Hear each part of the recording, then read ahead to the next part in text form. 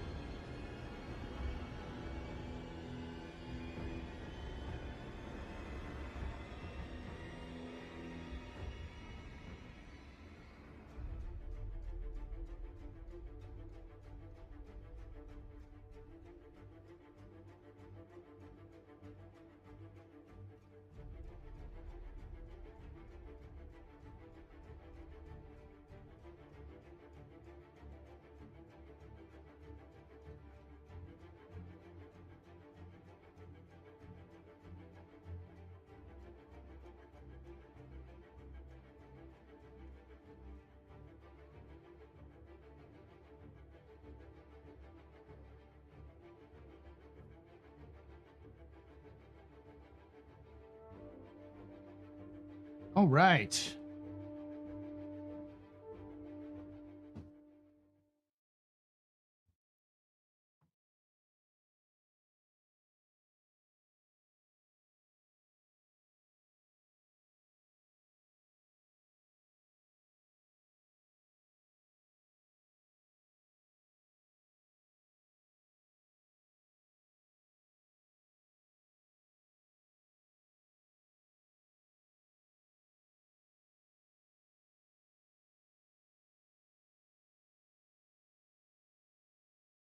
All right, hold on. There we go. Hello and welcome. My name is Paul Berserker01 Batman Shelley, your humble host and space bartender here at the AstroPub. Your space bar at the end of the universe. Sit back, relax, enjoy the show. We got a good one for you. How y'all doing? Let's get to the bar, shall we? We're actually in the bar. Let's get to the game, shall we? Why is my head so big? Basically something got messed up on my end. Pull back a little bit, but like this is what I usually put it at.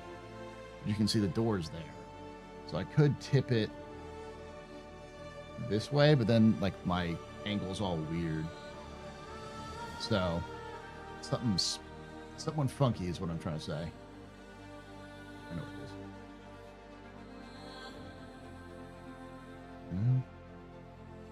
So this was this.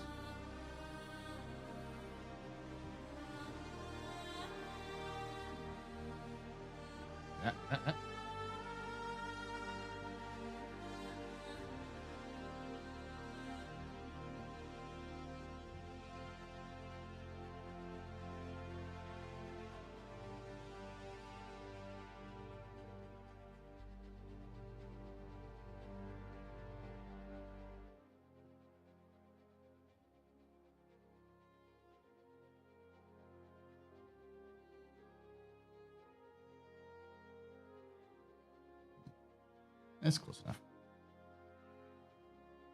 Atmospheric lens? I don't know what it is. It got tipped. Like, see, this is where it was before. Then it got tipped.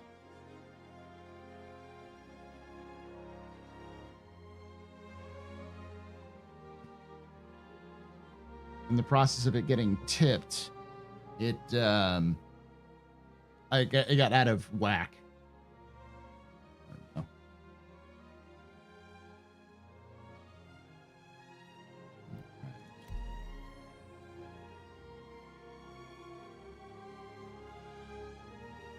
Nope.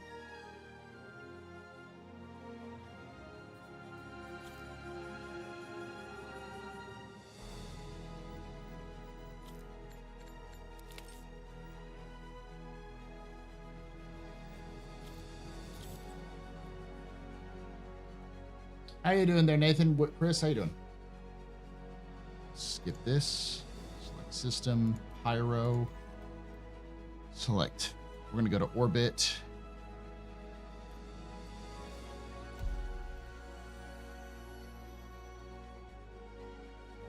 All right, I have to like remember this route.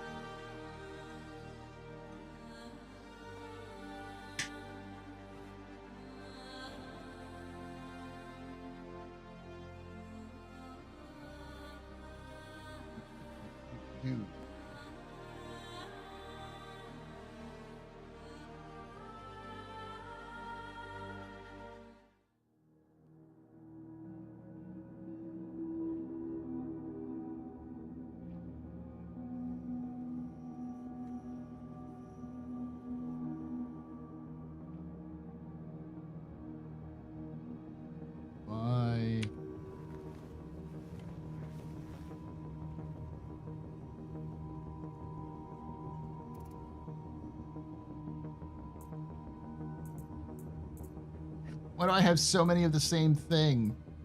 I hate it.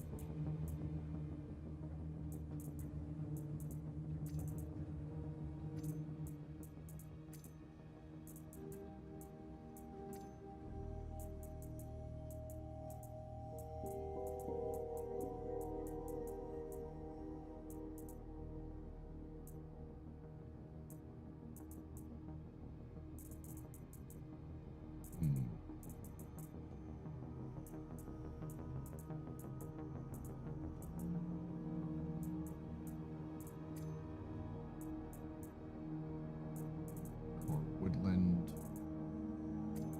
This is the one I gotta use. This was the one I got. Right.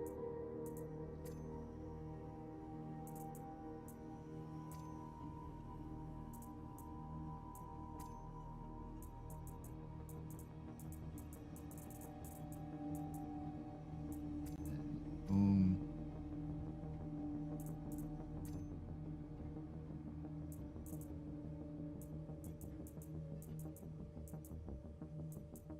Go down and purchase the tractor attachment. But it should be good. All right.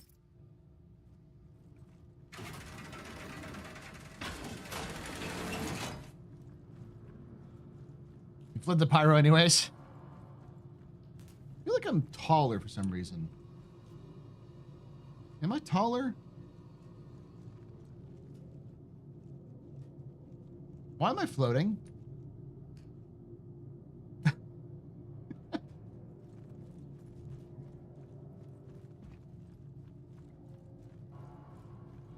Still floating? I'm still floating.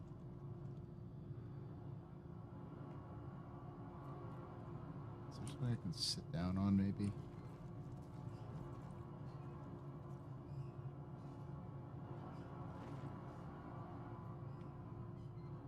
Actually sitting on this? Yeah, I'm not floating.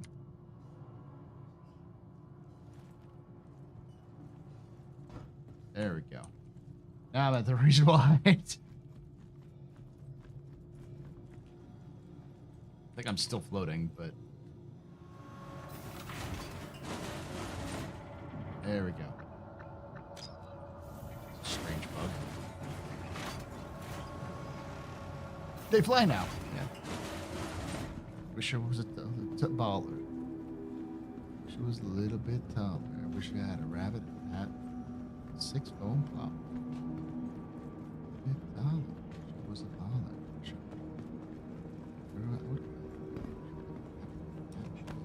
Yeah, I know that song.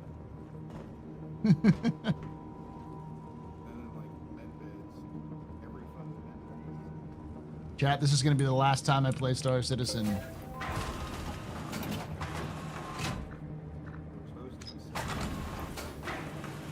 With this rig. If everything goes right, I should have my computer on Wednesday, all my stuff on Wednesday. So I should be able to build everything in there, so.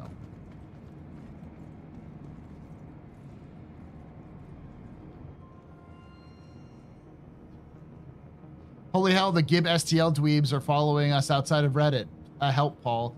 Offer to sell it to them for extenuated price.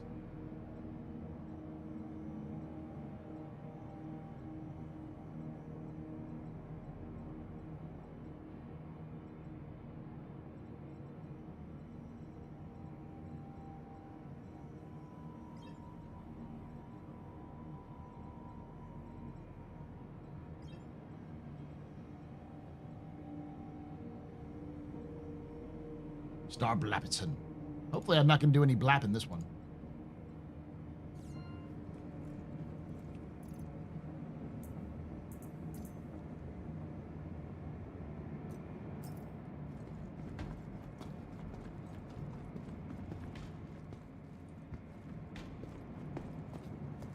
What do you have here? Oh no, this is just regular cargo stuff.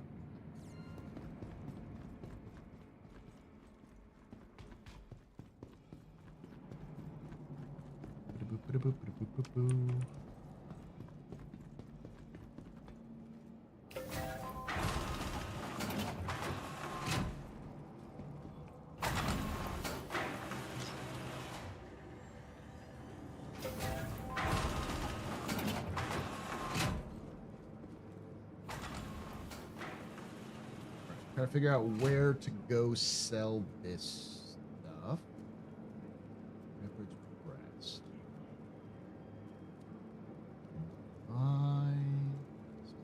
That's not stems, right? It's gotta be cobalt. Yeah, it's cobalt.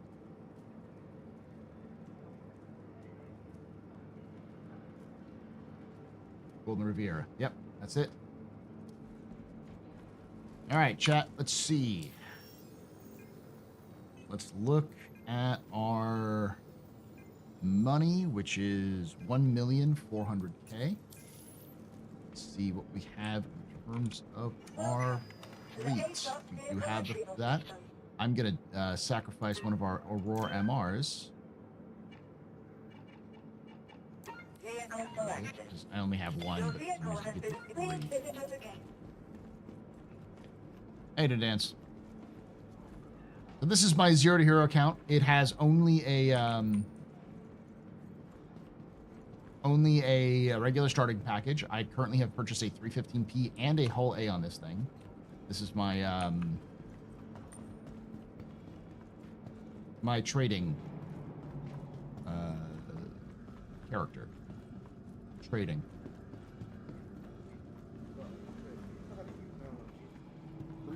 315 is pretty good. The reason why I'm not using it right now is because it just really have a point to be used. I'd love for it to be a little bit more, because right now the best use for it is getting away. Like I might start using it.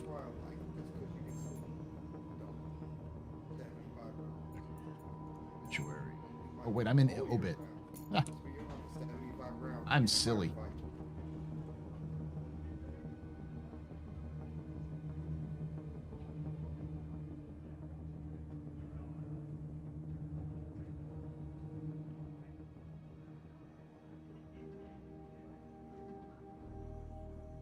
Orbit.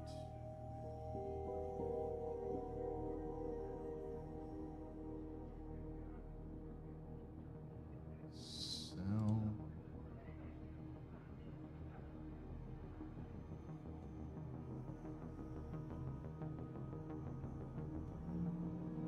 Yeah, there's one moment that there was like 4 or 5.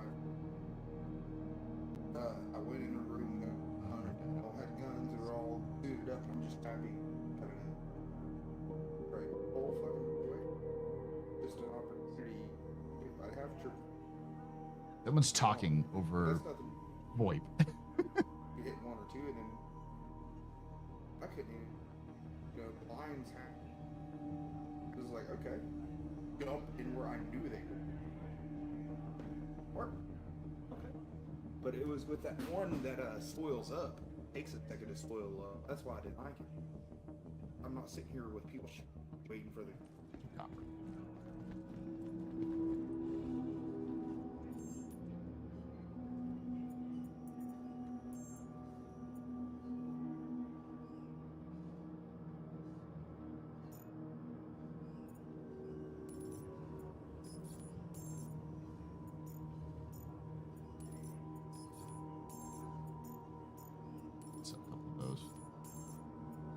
Why I had a bunch of those, but buy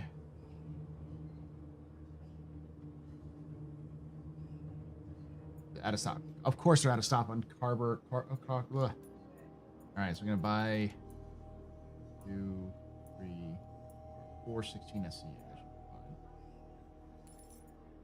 be fine. 5,000.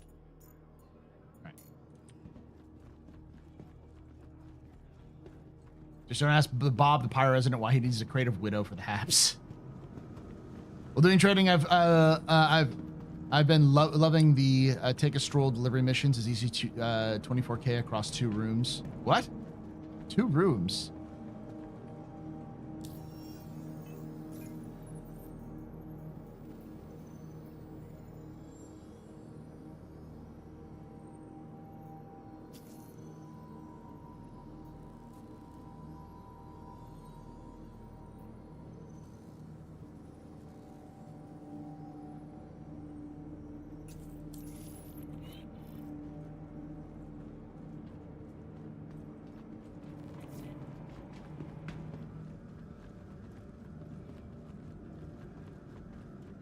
It's like Uber Eats but drugs.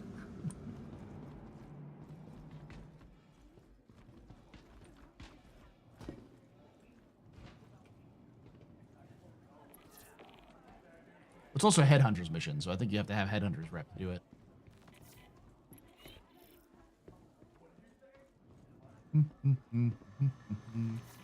Make it quick 24K.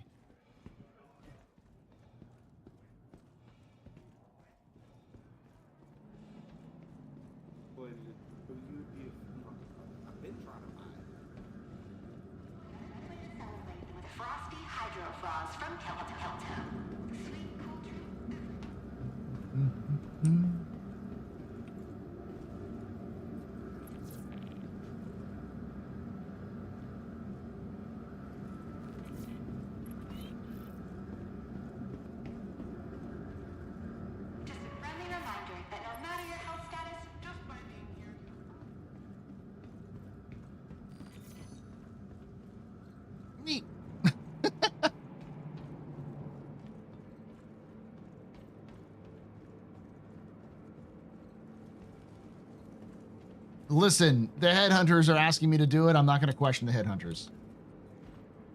They're going to pay me 24K to walk something across the room. I'm going to walk something across the room.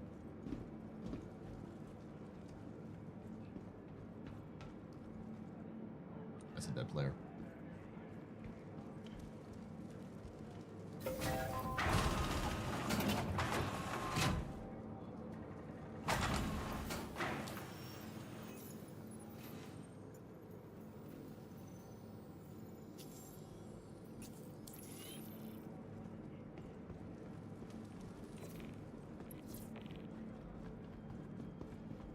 You just said 2 missions straw. I'm going to go, all right, cool. I'm going to go make 50K.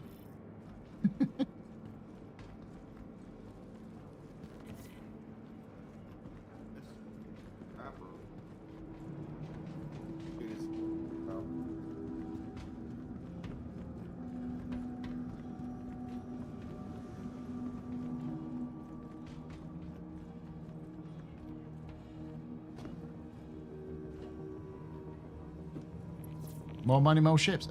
Problems, yes. Have I done any Wicklow or Hathor? I have not. Mostly because it requires, at a certain point, you to get those rare gems, which requires the Blazer. Which is one of the problems I have, you know. I got people saying, like, well, you don't have to do everything. Fucking PvEers trying to get everything they want. It's like, I'm not just a PvEer, but, like, we're talking about the captain's table we did. Got a lot of folks being like, stop trying to force PvE and everything or solo. It's like, dude, I just want to be able to do the fucking story missions. All right?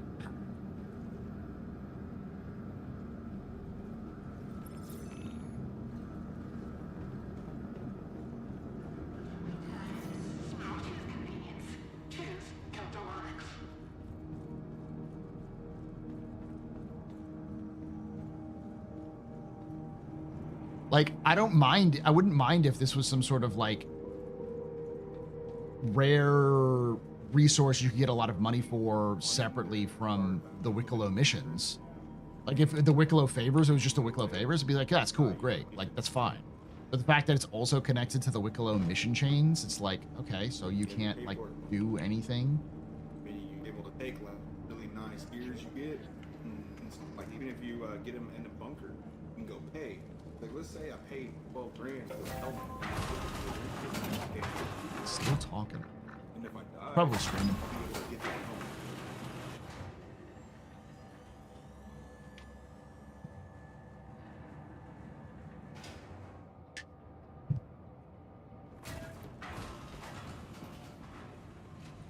Welcome to the A-Class vehicle retrieval system. Your vehicle has been moved to our storage facility. Please visit us again.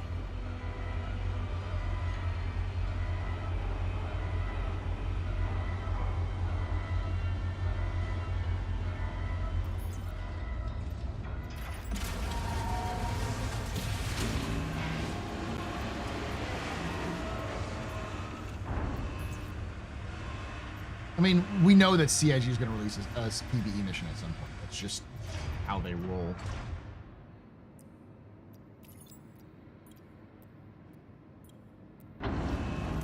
they've talked about it, so it's not like a big surprise. To the ASOS vehicle retrieval system. The main difference is, and this is me as somebody who's like, I enjoy the mission as it is. I think it's a little busted at times, and I'd like for it to be a little bit better than it currently is in terms of accessibility. But I don't mind. Like, I want it to be instanced, not because I think that instancing would make it like, oh, well, now I can, play the game. It's more like so that it's actually designed around the number of players it's supposed to handle. I still want combat and conflict.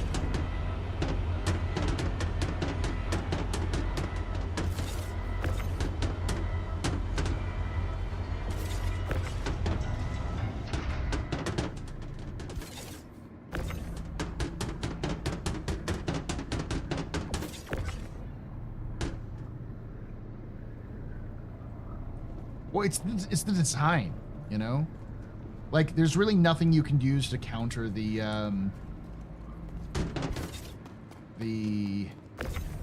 Polaris other than other Polarises. That people are like, well, you can do the bombs. Like, the bomb isn't an intended counter. It's a bug. And the other thing is, they say, oh, you can do the Ares. It's like, yeah, but that still requires multiple people.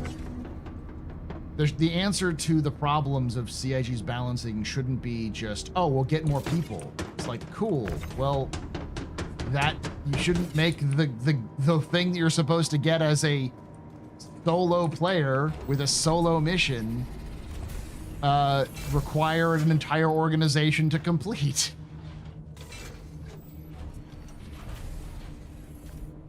It's not intended gameplay. It's clearly not intended gameplay.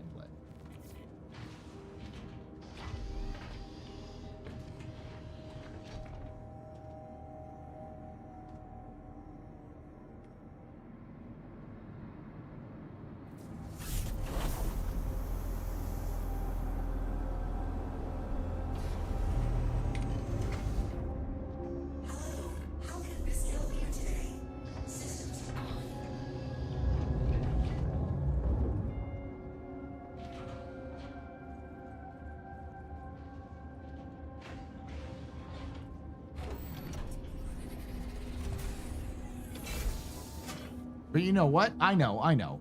The difference is that escape pods as nails aren't going to be something that CIG accidentally implements as a means of destroying a fucking, like, Bengal carrier.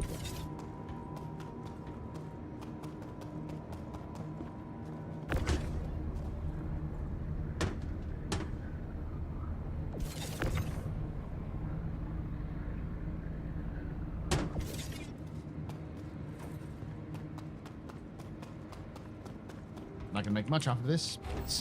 I'm making some.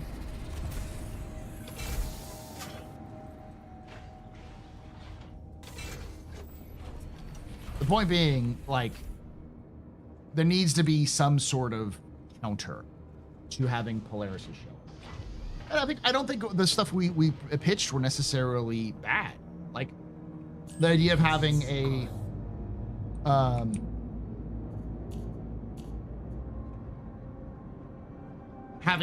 air defense system which is basically invulnerable that you can activate from one of the stations, which will like one-shot Polarises.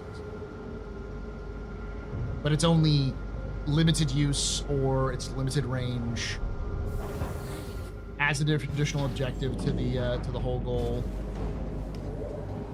Kind of like the Helldivers 2 SAM sites.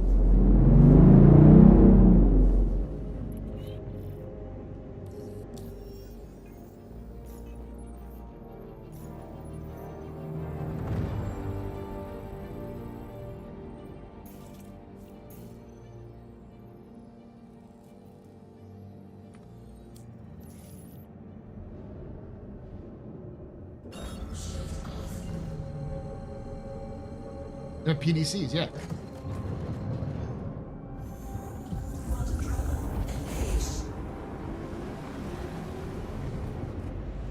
Or defense. I mean, they don't just need PDCs. They can have. There are the orbital platform, the orbital guns that already exist in game. So just like having the ability to turn on guns, which would be able to attack the target, to attack targets nearby, would make sense. even if they had a limited scope, like activate missile targets or missiles that'll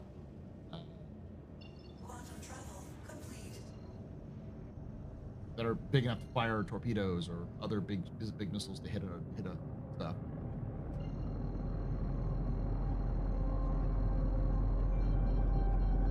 If only NPC turrets were as bloodthirsty and locked in as players as PDCs.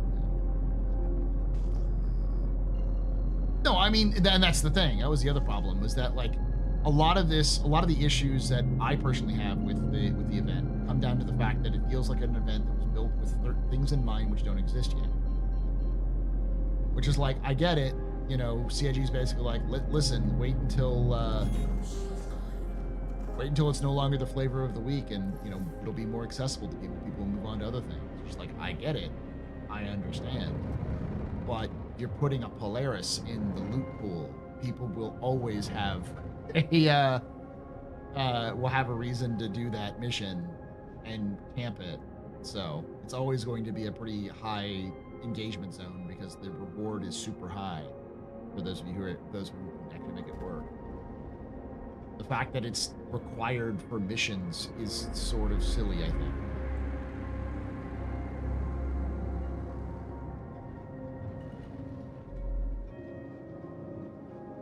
Because they should still make, especially since it's the science pathway. Like, oh yeah, help Rayari science. How are you gonna do that? Mercenary work. Murder. Blood. Go kill a bunch of Ninetails. Like, what? Yeah, go, here's a gun. Here's a gun scientist. Go shoot people. What? Gordon Freeman was a scientist. You can be one too. Here's a Karner rifle. Good luck.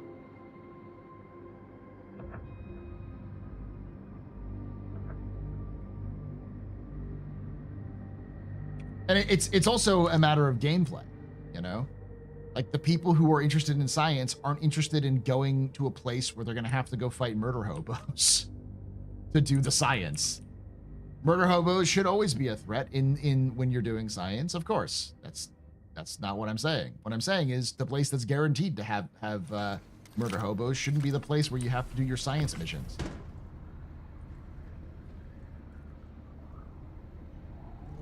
That's bad gameplay design, because then science isn't actually a gameplay loop. It's just combat with science flavor. They have to make the industry and non-combat professions interesting and engaging for players who don't want to participate in combat.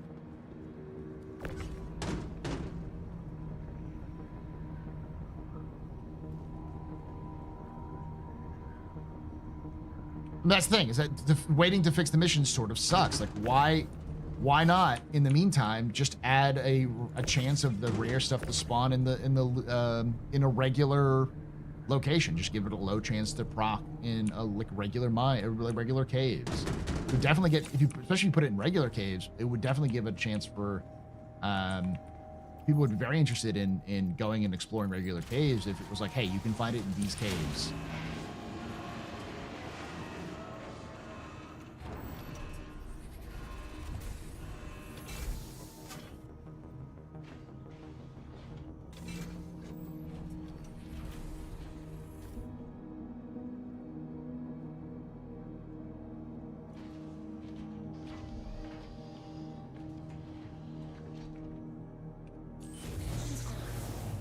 I'm not saying Star Citizen is cooked because of this, but I am saying that Elliot's desire to do this has made me go, bro, do you even fucking design missions? Do you understand what your audience wants? Like, I get you can do combat. I like Siege of Orison. I know you can do combat, and I know you can do narrative combat. I've done Siege of Orison.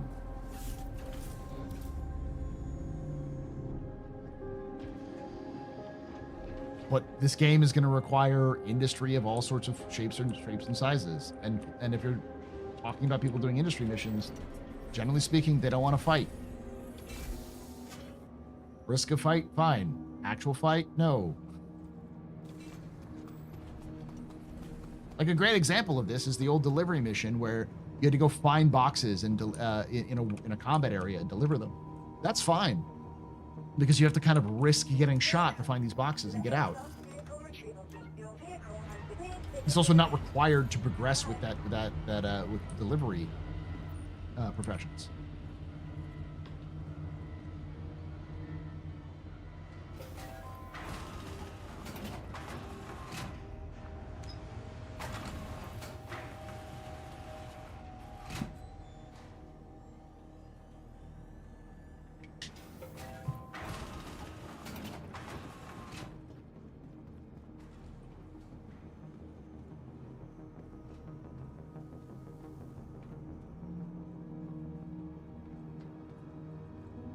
Yeah, if you want to, though. You don't actually have to. I've done those missions where you don't have to kill anybody. You can let the guards deal with it, or you can get there before the enemies spawn, because there's actually a slight delay in the timer for them to spawn.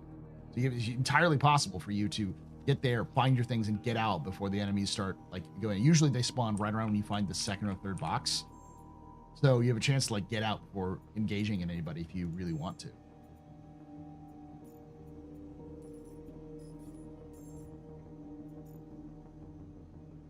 All right, so what do I usually get? It's cobalt. 1, 2, 3, 4, 1, 2, 8. 8 units at 479. Oof. Cobalt. Yep. That's 400. We're gonna take this. The Starlight Riviera run, baby.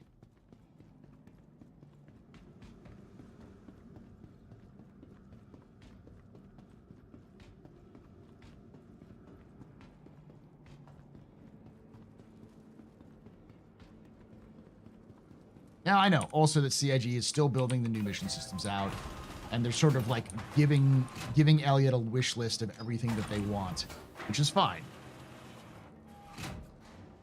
But again, CIG is usually asking for feedback, and I wanted to give my feedback, and my feedback is pretty clear. I think the issue with the game as it stands, especially with this event, is that forcing players who don't want to do combat on a explicitly non-combat like profession is kind of shitty.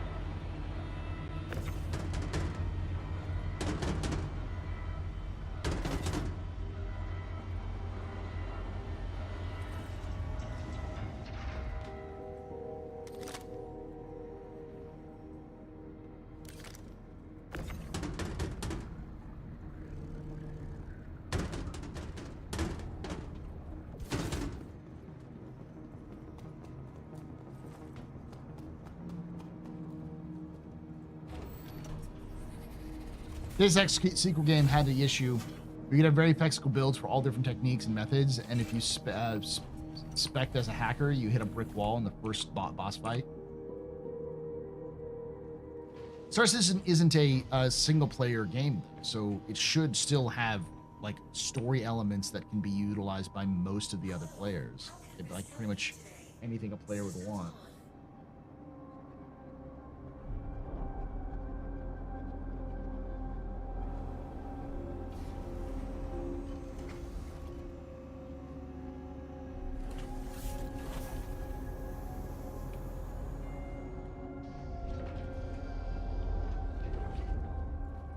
Sorry. It's fresh in my mind because releasing the captain's table. It's actually the episode's doing really well. Despite the comments, if you look at the comments, it sounds like I'm the dumbest person in the world. We're the dumbest people in the world we have these horrible takes that nobody agrees with. So if you look at the actual like the dislike ratio, it's pretty good. It's pretty on par for like a controversial video. All my controversial videos end up sub 90%. They're like, 88, 87%. And usually end up around 90%. Non-controversial videos tend to be like about 95. That still means that like more people like it than dislike it.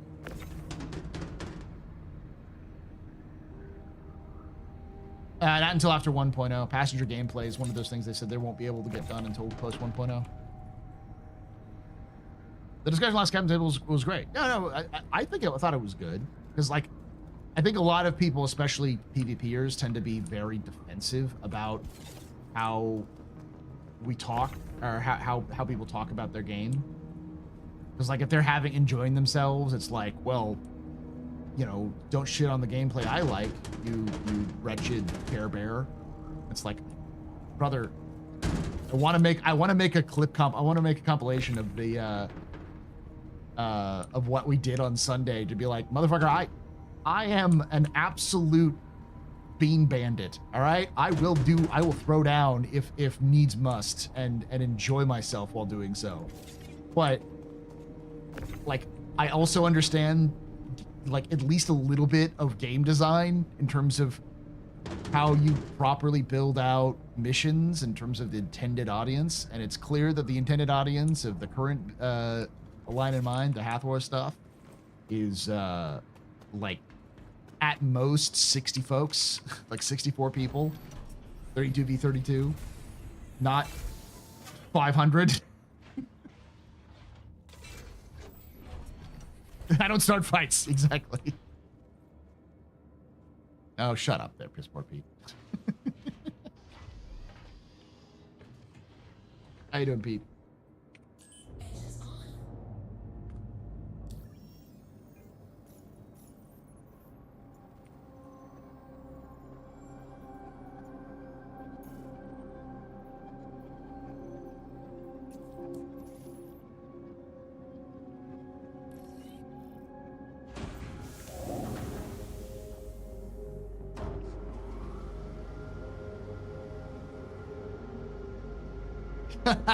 They told us what to expect with the title of A Line in Mind. He just didn't give us any tools to align with.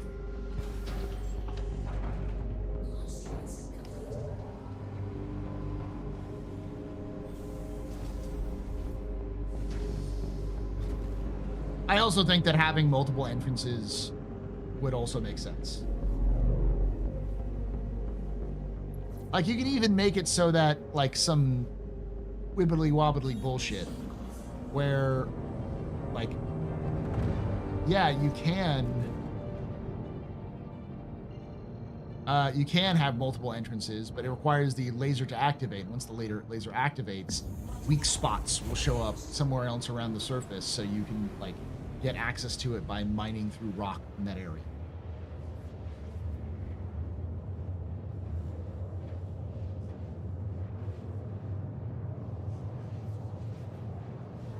I'm the one who knocks. Say I'm the one who knocks. No, I'm not the one who knocks. I'm the one. I'm the petty bitch. The petty bitch that stole your box. I don't know if you saw. Those of you who missed it, have you watched the Sunday stream? Hey, Luke's. What's the hype? I'm just doing the Starlight Riviera run with my Zero to Hero account. Sure, weak spots open up with A1 or A2 bombs. Perfect. That would be a perfect example. Or you could mine them out.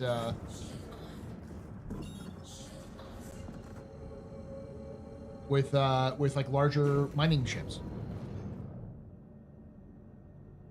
This is me. I'll take your whole career.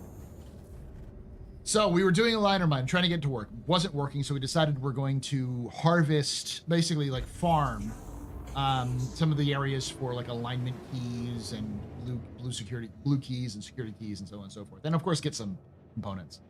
And at the last moment we accidentally ran into Robin, who is another content creator, who we were like, hey, let's work together. And so we decided to work together, did an impromptu co-op, and Robin's ground team running in a Nova got trapped. So our exfil team, our dropship pilot, and some of our cap managed to like rendezvoused with them, got them out.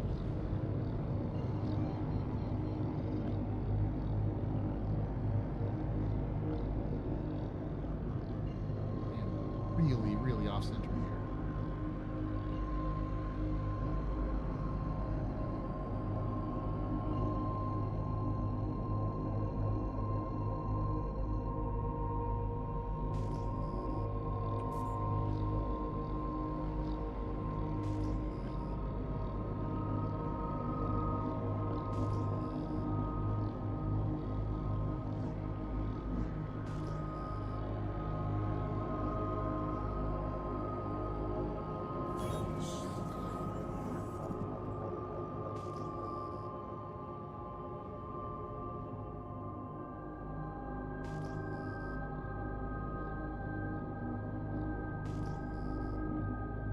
So we were trapped when an A2 showed up and a Polaris showed up. So like our air cap couldn't cover us. It was just, we were kind of in a bad position.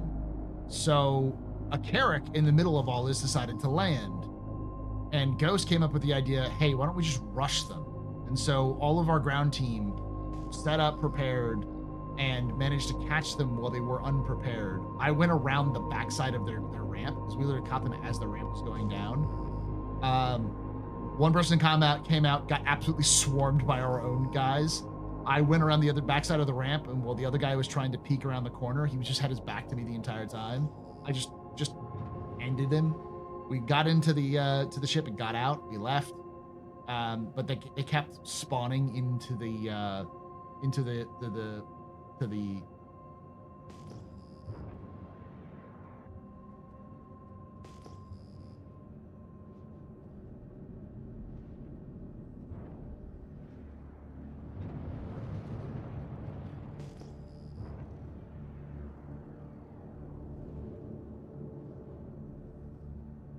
the hab, or into the medical bay.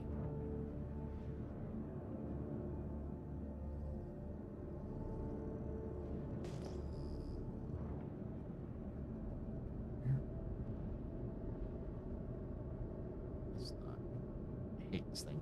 This thing is so unwieldy, fully loaded.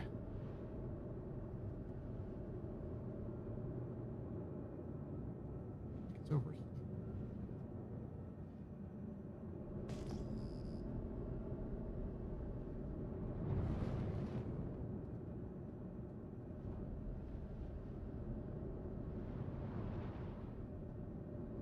That's it. That's it.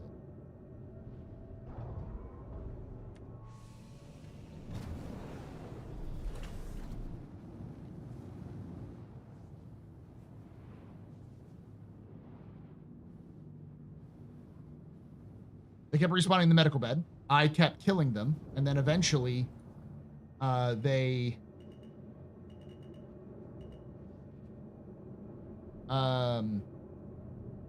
eventually I laid in the actual bed to block them from spawning. They still were able to spawn for some reason.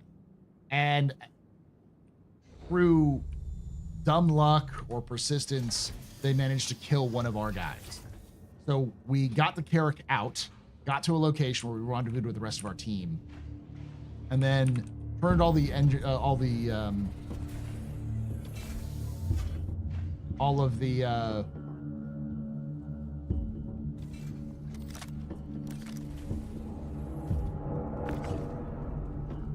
shields off as we were leaving, so that our team could blow it up so they wouldn't be able to chase us. Well, turns out they also had a box in the front, which I thought was for looting and stuff like that. So because they killed one of our people, I decided to be a petty bastard and steal their box. I didn't expect much from the box. I expected, like ammo or, something you'd bring along when you're raiding like a grounded location. Something for like extra ammo, extra food, medical supplies, and some extra stuff for like taking things, but they had just arrived on scene, so I wasn't expecting anything crazy. It wasn't until almost when we arrived at Grimhex with our gear that I realized this thing wasn't just a box for like equipment. It had the man's whole career. It had like 6 alignment cards, 8 blue security cards. It had several like subscriber gear, rare rifles, like parallax rifles with rare skins. Like the dude had been keeping his whole fucking 341 career in that box. And it was like, wow, I was just being a petty bitch, and I just took this guy's whole like hours of work.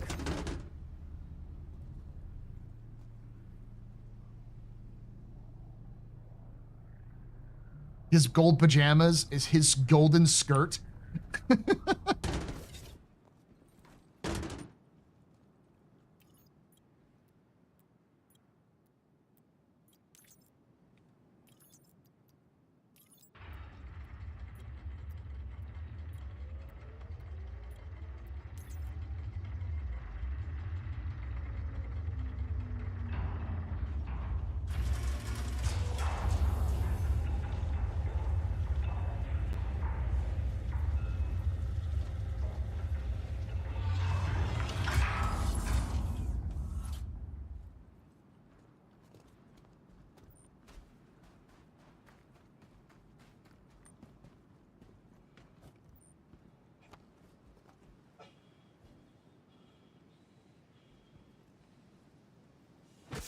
Get hit by something?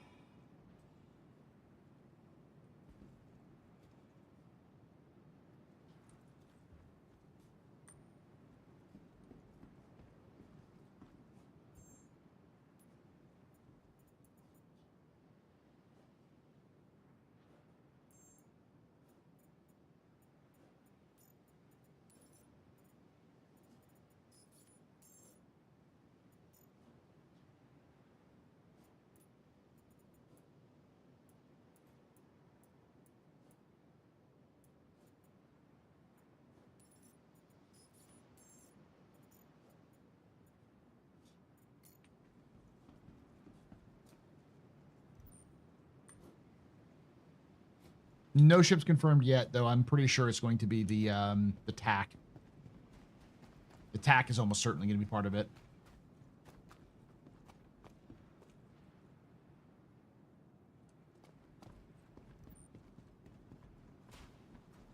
Oh shit! There's still one up there.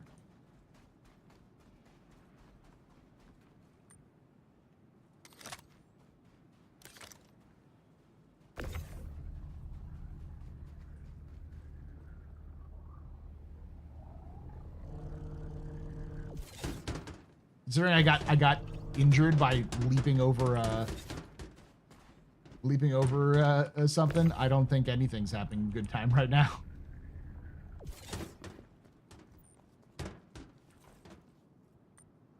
Attacking a few STF. I mean, it's honestly hard to tell because we know that at least 2 ships, one being probably a variant, will be released. This one, if not 3 ships. Yeah, it could be RSI. They said that there was one was a popular popular variant of a ship.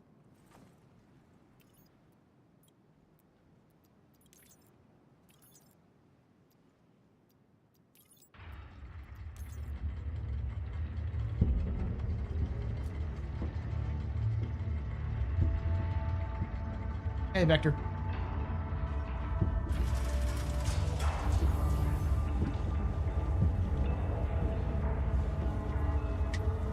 That's on him.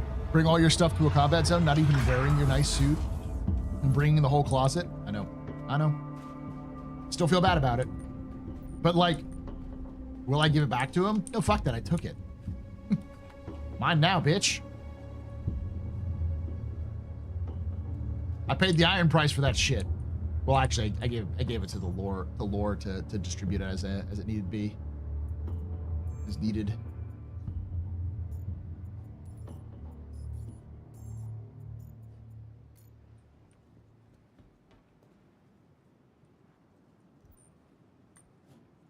Nah, not with the announcement of the Perseus being in gray box. It's gonna take a little bit longer for it to come out than 2 months. Astro Pirate next channel.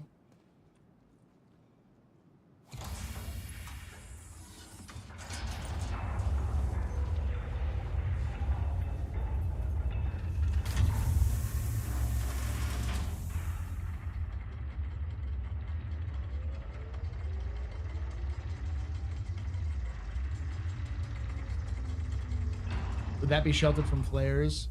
If not, we're lucky it's working at all. What?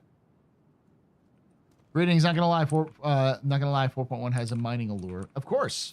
There's lots of cool things with it.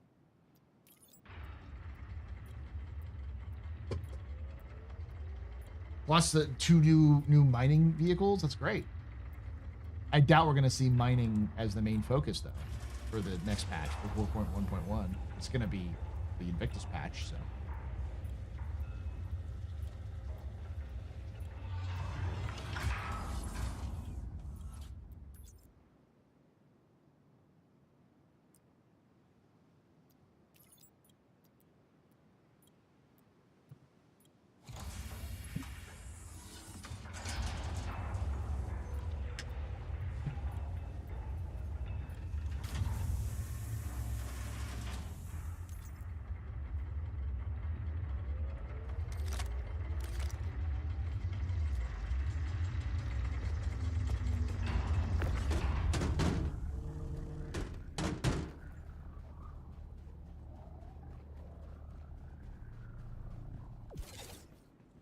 I mean, it'd be neat if we've got another Terrapin variant, like a dropship Terrapin. That's another one they've talked about. I'd also be okay with like an Argo rescue. There's just supposed to be a rescue version of the Argo, which has like a tier 3 medbed.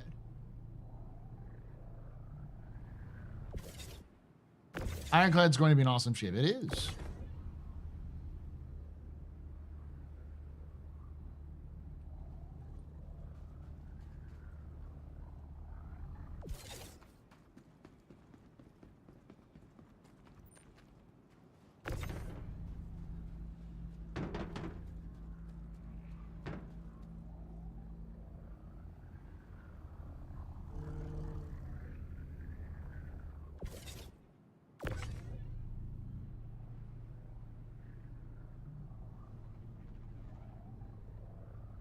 We already have a search and rescue Terrapin.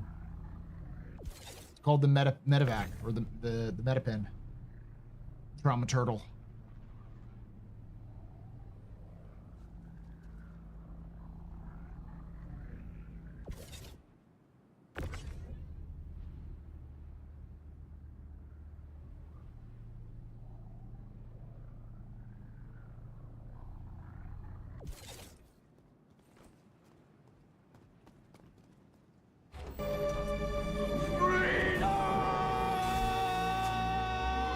We all want to see more salvage complexity. I mean, we all want to see actual science and data running. But that requires more features, which CIG is reticent to put in right now.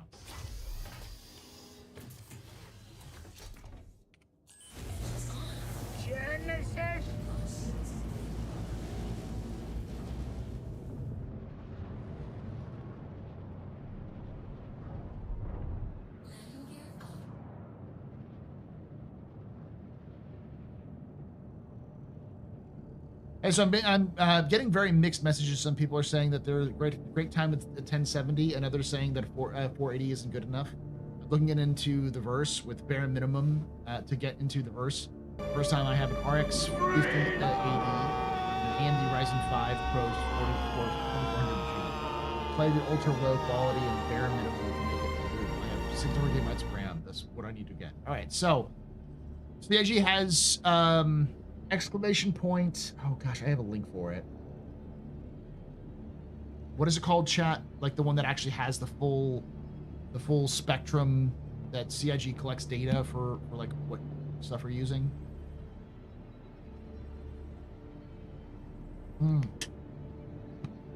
No, not specs. I forgot the name of it. Where they track the different hardware and the kind of FPS they get.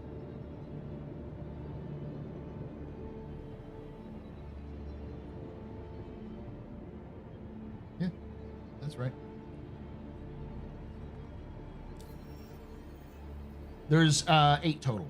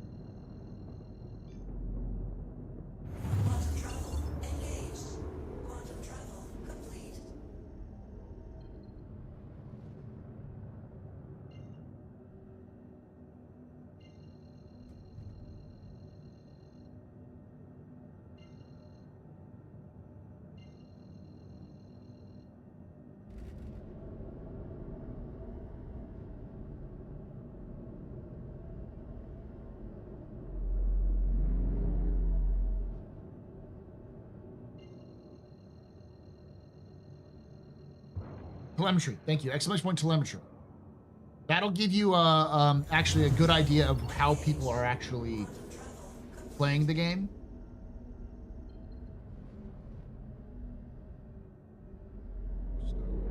So that's good here, right?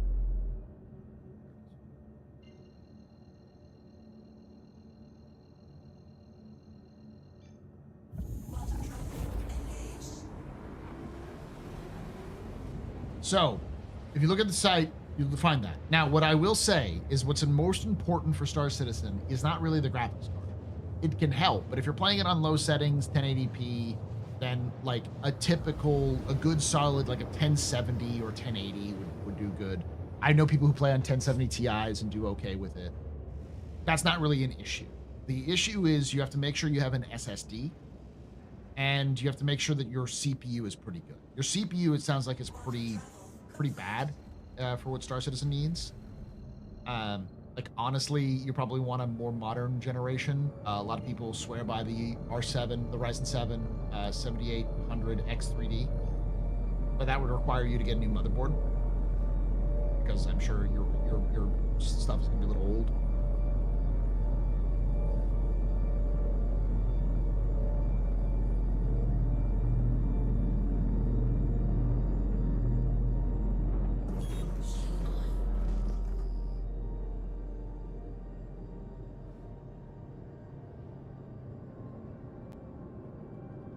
Thank you, Miss Warbeat. Yeah. So if you click that link right there, Bonaman, that should give you a list of, like, you'll be able to see all of the different setups, the different configurations that people have, and what kind of performance they get. Yeah, you'd also have to get DDR5. Your biggest problem is going to be your CPU. CPU is, Star Citizen is much more CPU heavy than it is GPU. Eventually, GPU is going to matter more, but right now, that's not really the case. I have a 2070 Super, which is effectively a 1080 Ti. Like 8 gigabytes of RAM, I think.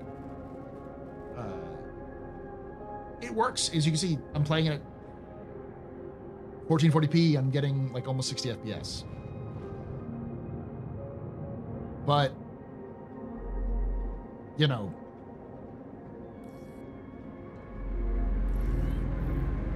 I also understand that budget can be an issue, especially these days.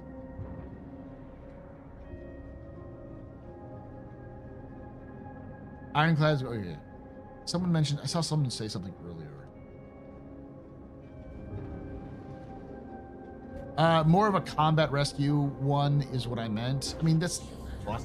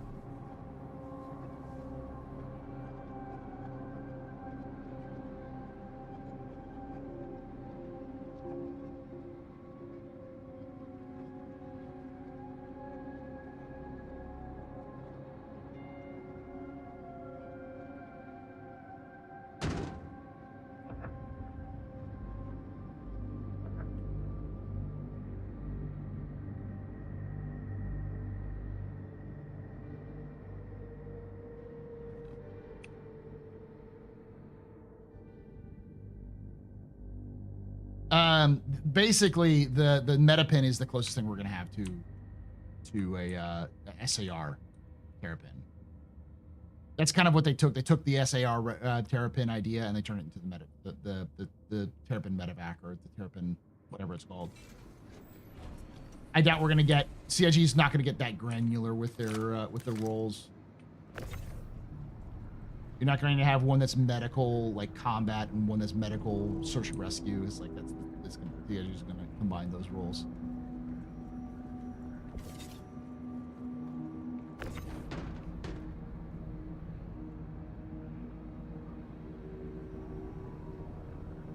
Hopefully that helps there, Ben. Another person, a great person to check out if you're having more questions about Star Citizen stuff is 10 pound 42. 10 pound 42, just like spelled out with words, is a content creator who does Star Citizen stuff, and they specialize specifically in like hardware configuration and like hardware for Star Citizen. So they've got a lot of good videos on that. Hey Luca, how you doing? Good to see you again.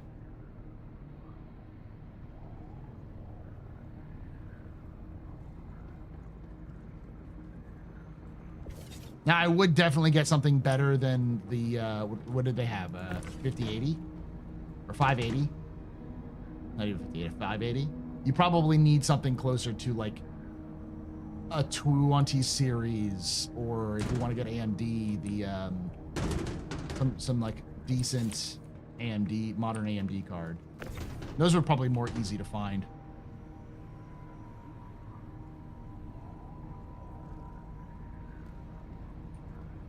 Doing good. How goes the verse? Was up late last night farming some KMX hanger cards. Oh, nice. The ship cards. Neat. I'm doing okay. This is my 0 to hero character, so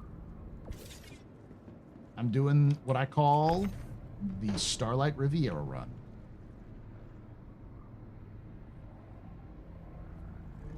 It costs you about $500,000,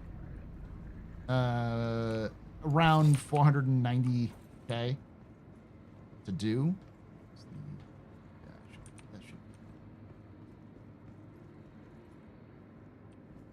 Welcome to the ASOS. Your vehicle has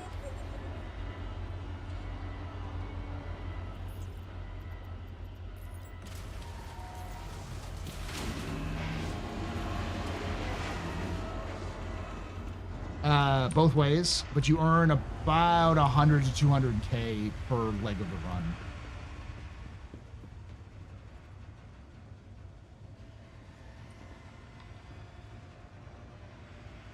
So with a with a whole A at least.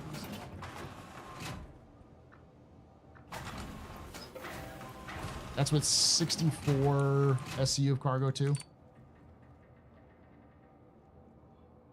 RTX 3060 or RX 700, 6700, both are pretty good. Yeah, especially if you're going at low end.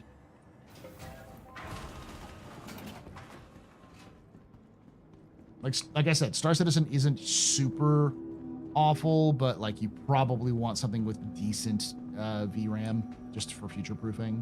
Like 6 to 8 would probably be good for 1080.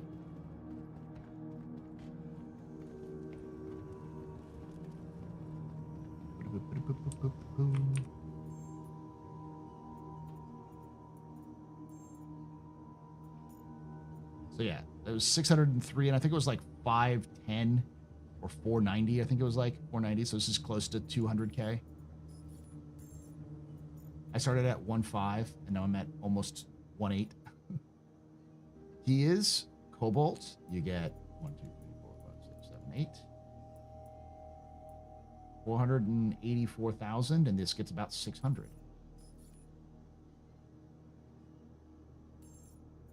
So I should end up with about, if I don't get intercepted again, I should end up with around 200 or 2 million, I should say. Or, and then if I do the full loop, then it should be about almost 500,000.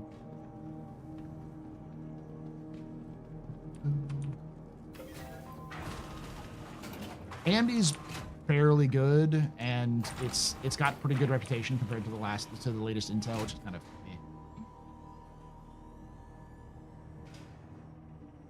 eh. Multiple, Dabby.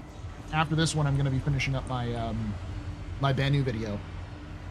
It should be out soon. I wanted to release it this weekend. I just didn't have enough time to get to it. Welcome to the ASOS vehicle retrieval system. If your vehicle needs visible again. That's going to be, it's a Banu primer. It's around 40 minutes long, and it covers literally everything I could find about the Banu.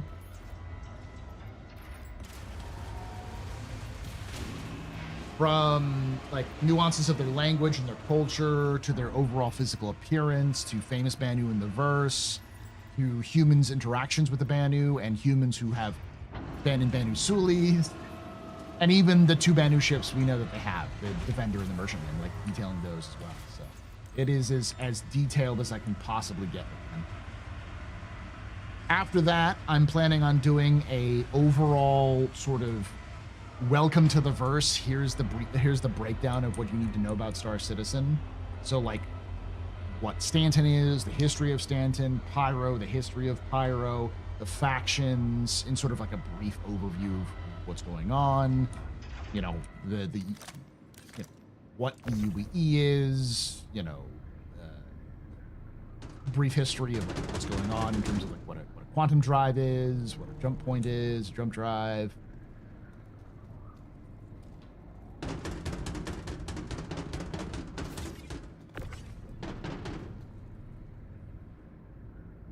Various alien species.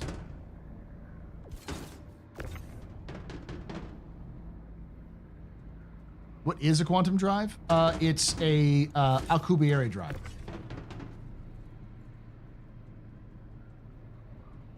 It's a warp drive.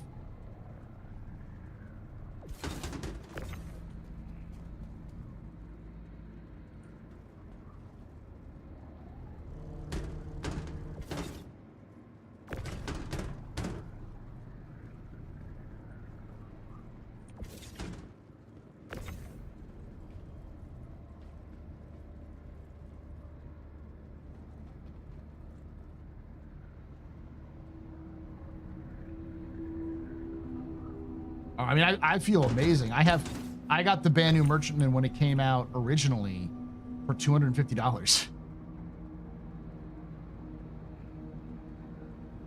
It's like that ship. Like looking at when I wrote the like the stats of I looked up the stats. I'm like, this thing's the size of a fucking like Idris. This is an Idris. What the fuck, CIG? Like, no joke, it is about the same size as an Idris.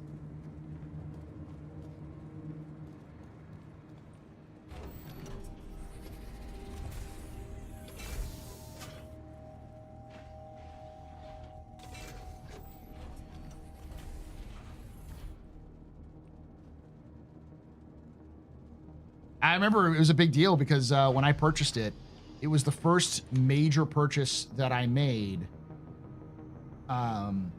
in my marriage. We'd obviously made major purchases before, but this was the first time I had to be like, hey, wife, can I please purchase this? And she was like, yeah, go for it. But I remember it was like, this is a pretty big purchase on a credit card that I'm going to be making. I should probably ask my wife, my new wife, if the thing's okay. And she's like, that's fine. Keep paying off. Yeah.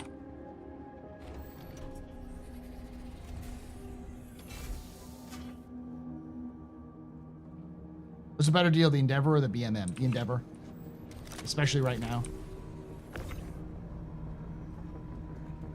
The Endeavor is going to be the everything endgame ship. There's no way it can't be.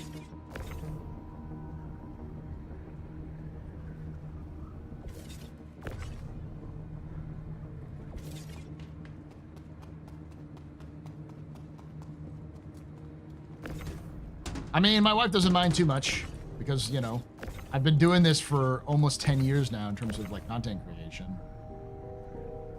And it's definitely helped out the family. Speaking of which, for those of you who are new, for those of you who don't know, my wife is a published author, Camilla Shelley. She wrote a book called Panic Eyes, which is her first published novel, ! Book in chat. If you're interested in that, you can get it on Amazon, Barnes & Noble, and pretty much anywhere good books are sold. Feel free to pick it up if you get a chance to, especially if you enjoy a little bit of psychological horror. Not super dark in terms of horror, but it's a lot more psychological, like I said. Big Stephen King's big influence on her. She likes to describe her writing style as Stephen King meets slice of life. Is Terra the best place to live in lore? Probably one of the better places to live in lore, yeah. Just in terms of its general...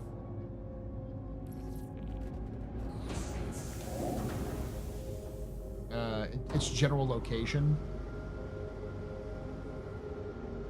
It's so... Why? It's so sensitive.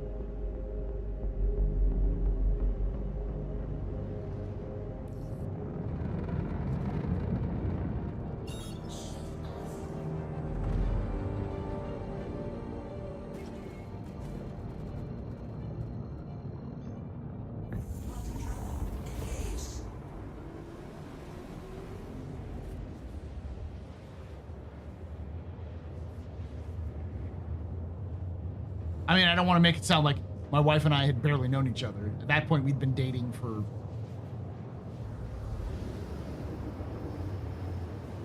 5 years. We'd been engaged for like 2 of those years. So. But yeah, no, Terra's definitely one of the better places to live in lore, just because it's like one of the better planets in the UEE. There's a lot of like services. It's at the crossroads of a lot of different trade routes. You have access to a lot of different things, and it's very safe. I will say, if you purchase my wife's book, the only thing I ask you to do, if you enjoy it, leave a little review. I know a lot of people I know in the stream have said they purchased it for their wives and had them read it. Their wives enjoyed it as well, so.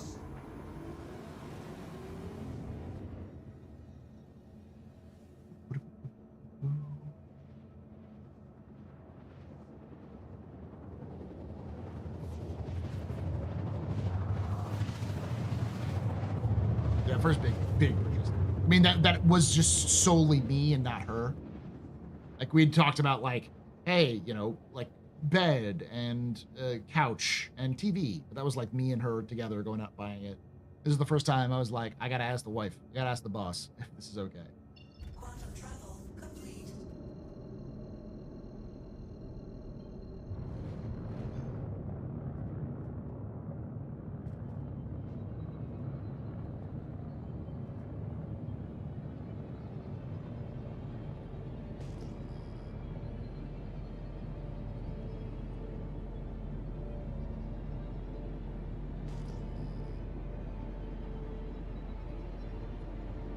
Yeah.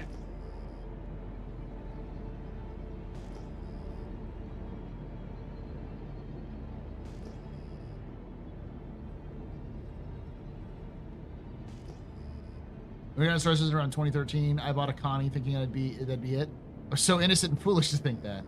Man, I often think about the people who just purchased like an Aurora and then fucked off for like 6 years or 12 years. Then are just waiting for Star Citizen to go 1.0. Like, those people are the ones who are the true champions, the true smart ones, the geniuses amongst all of us. You can take away my spaceship. Spaceship. You can take away my space suit. Suit. You can even take away my space lasers. But you can never, ever take away my space game. Of course. trying to get me killed.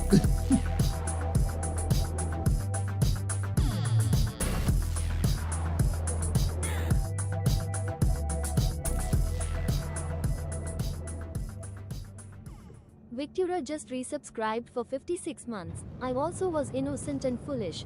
Who am I kidding? I have a javelin. Thank you so much for that 56 months of support. Very important public, very impressive Pennsylvania pedestrian.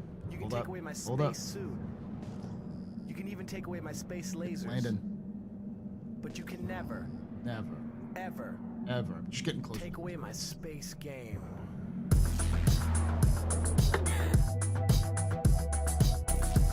We got a hype train going. I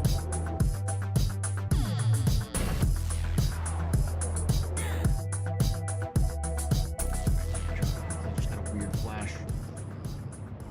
G Sharp just resubscribed for 73 months. Thanks so much for that 73 months of support there, G Sharp. You're a very important pubber. Very impressive Pennsylvania pedestrian. You rock. Shots and cheers and chat, y'all. Shots and cheers. Find the location. That time, yeah, no, it's like right when I was on the approach with a full load is the problem. Trying to find the location. I'm gonna say this is it right here. No, it's not it.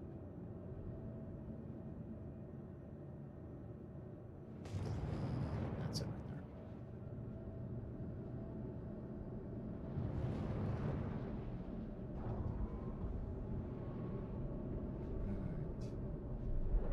Landing gear down.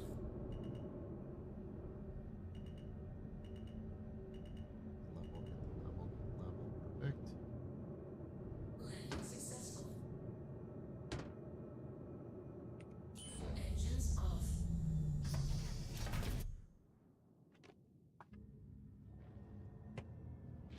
Is Amos here? I'm sure they'll be here shortly.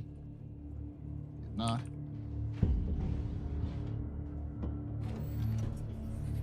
Oh, thank you for being a, gosh, G-Sharp, you're one of the OGs. It's been around 73 months. It's insane. You're very important, pupper, very impressive, Mr. Very pedestrian. You rock. Shots and cheers and chat, y'all. Shots and cheers.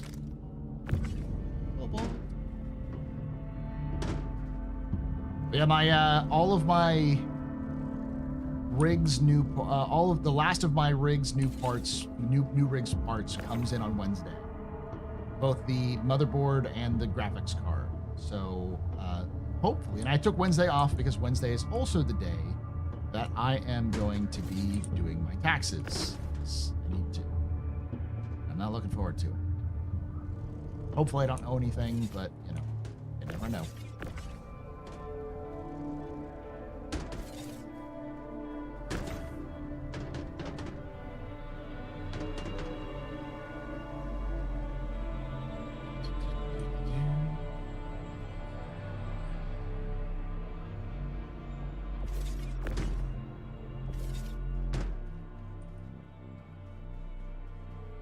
Well, that's the thing. Like, if I stream my PC build, it will probably trigger the fuck out of people. I am a sloppy PC builder. I might do it. If I do, it'll be pretty informal. Like, cable management sucks. Oh, I'll show you. I went for budget. Good, but budget. This is one that a lot of people recommended.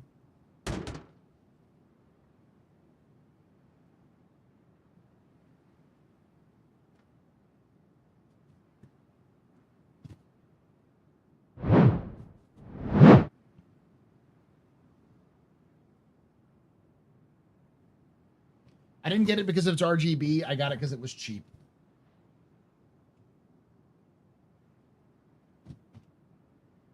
I kept hearing it was a good one. It was quiet. Was the key one.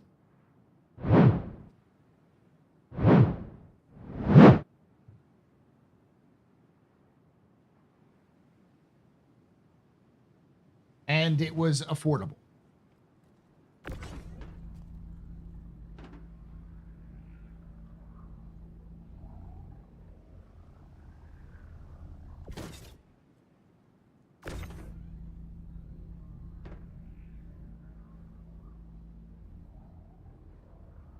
I just figured I'd pull the plug or pull the trigger now because I got a deal on a 9070 XT.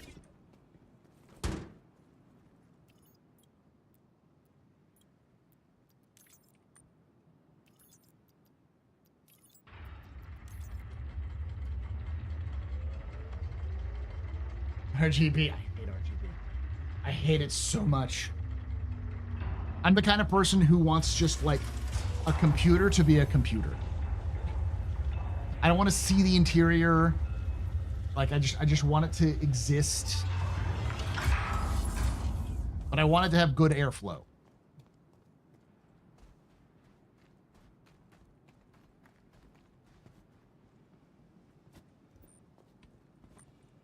And unfortunately, almost all of the good airflow cases are all like got little like big displays on the side. But yeah, I don't want a disco on my desk. The 601. I bought it for $4.9 and it's 601, so it's like close to 200K profit. No, it's 100K. Oh, I can't math. So yeah, 200K per run. Yeah, 476, and I get like 610, 615. So yeah, full round trip is about 200. And the trip isn't like that long.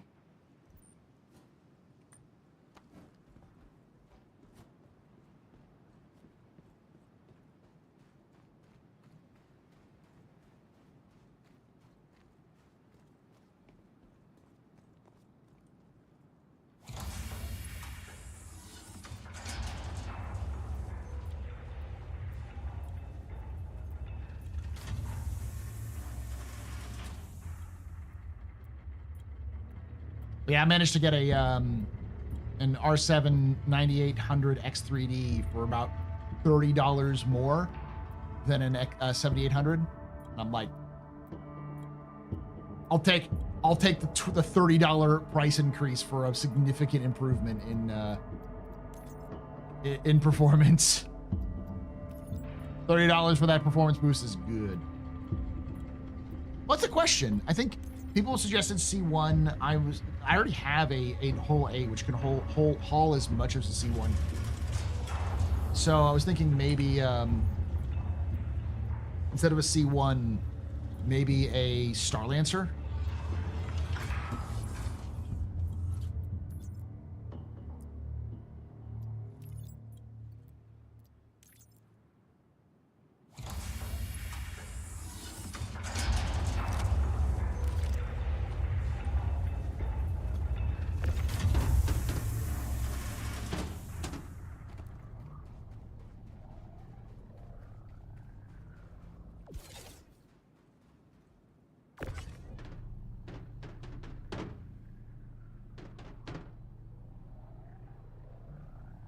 MSR seems like a little low, especially for the price.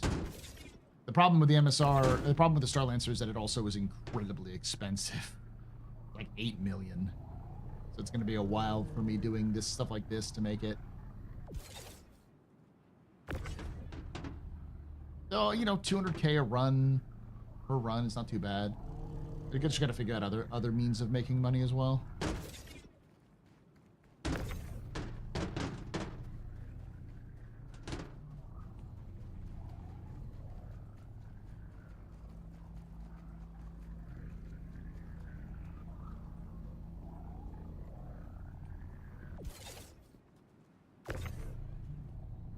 Why would you pay extra for RGB components if you can turn them off then?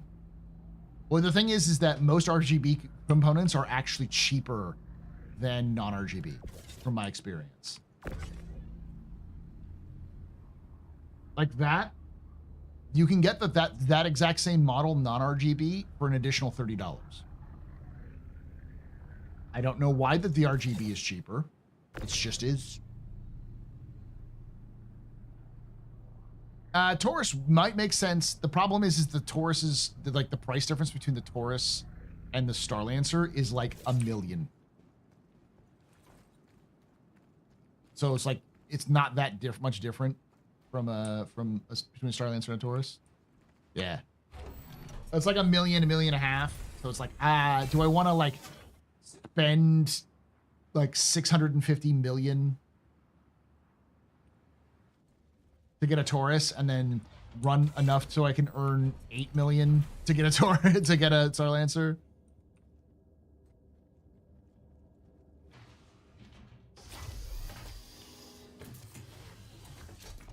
Oh, it's 800k more over the Taurus. Okay, yeah. So it's even less. Engines off. Engines on. Course sequence complete.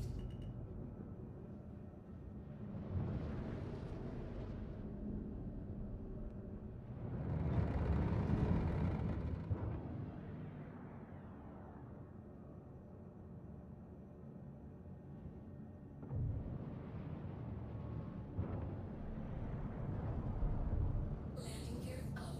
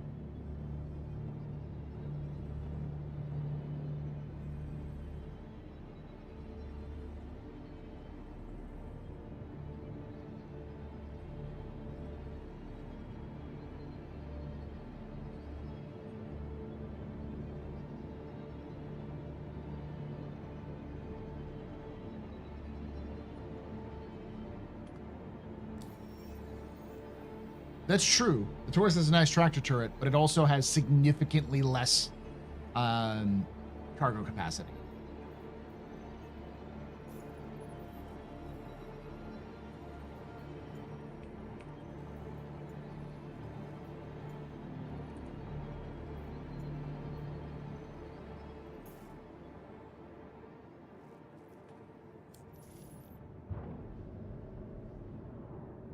Shields off.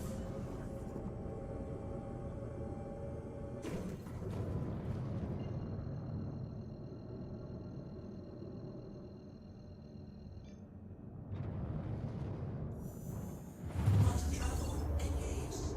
Quantum travel complete.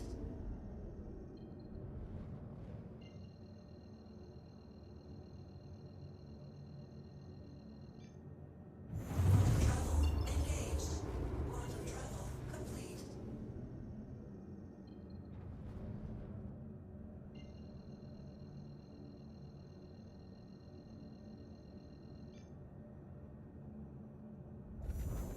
Quantum travel engaged.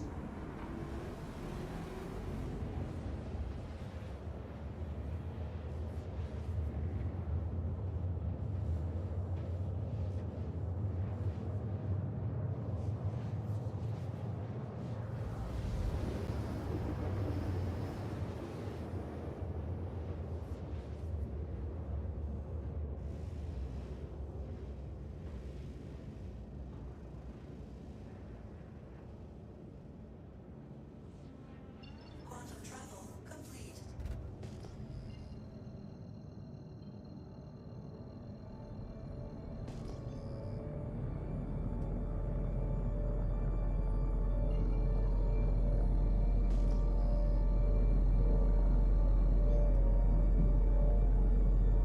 Where's there?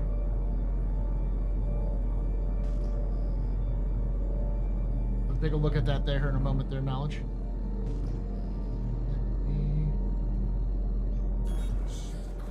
Some jackass still around here, so hold on.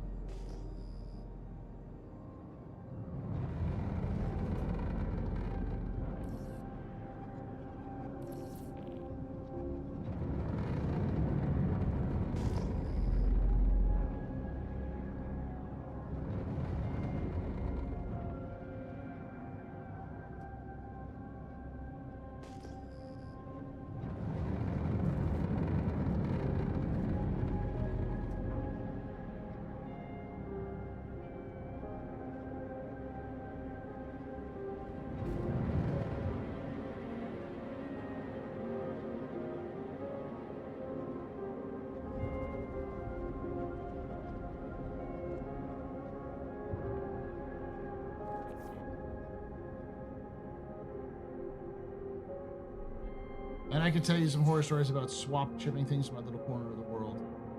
Too late for a B-Day gift.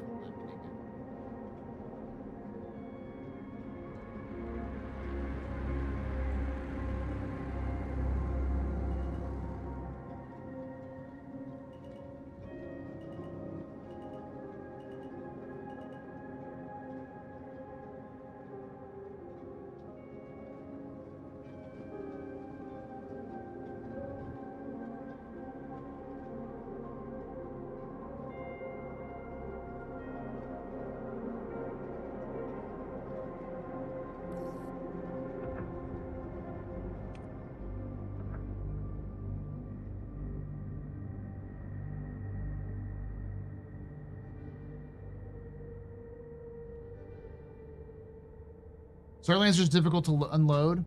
It's not that bad, and the sheer volume you can load and unload from it is nice. It's got a lot of flexibility to it. It's just like got triple the capacity of a Taurus.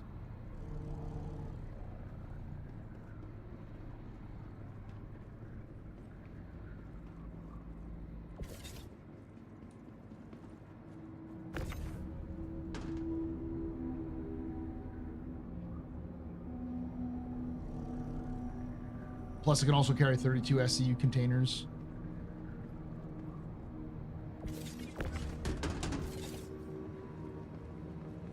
Yeah, there's no whole B. So I have to go from a whole A to a whole to a Starlancer. Whole C is broken, so there's no point in getting a whole C.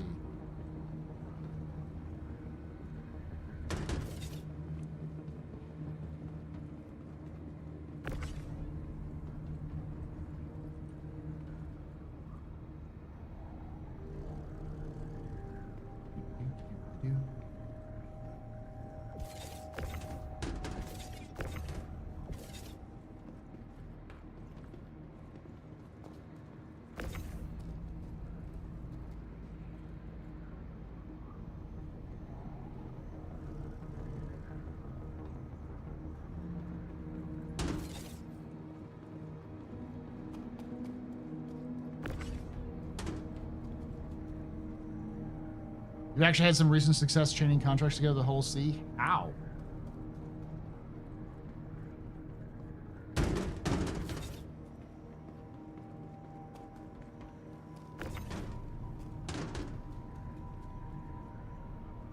The loading unloading process doesn't really work, right? Especially for contracts.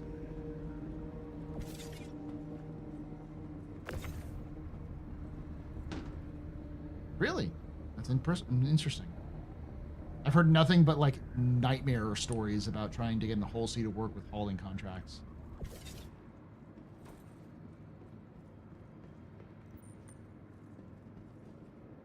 Did you hear the UE stepped into tell MISC to stop production development of the whole Z, the planet-sized hauler? Next time on MISC Hauler Z.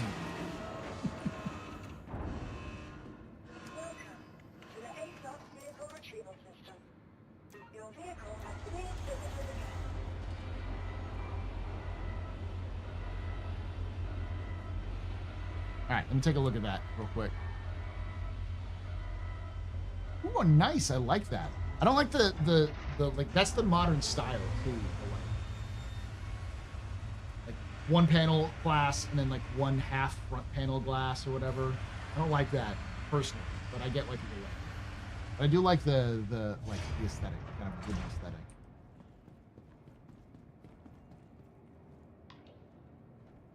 There was the actual headline in the news crawl on Arena Commander. That's great.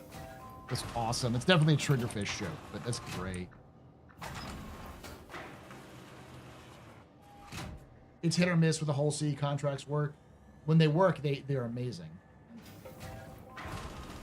Like contracts, mission contracts, not like what I'm doing, which is the freelance trading stuff, right?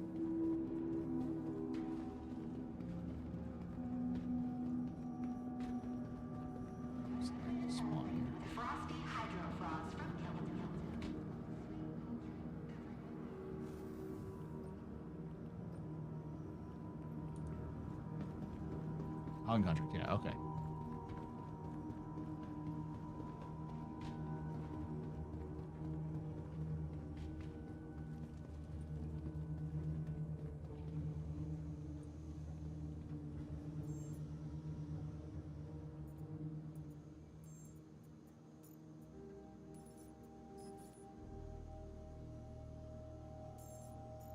$2 million. I made 500K in about an hour and 45 minutes. All right, let's do one more run back and forth. Maybe we'll get to the daylight by the time we're done.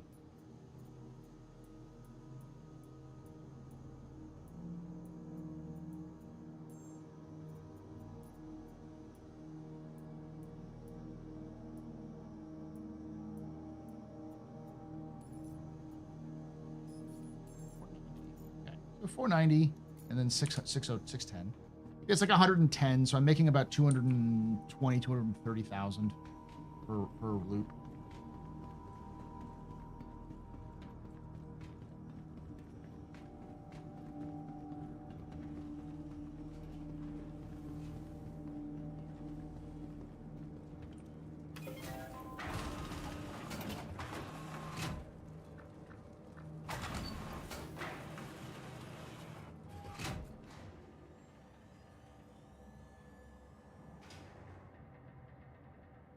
It's like 700K every 15 minutes when they work. Neat. Welcome to the ASOP VIP citizen.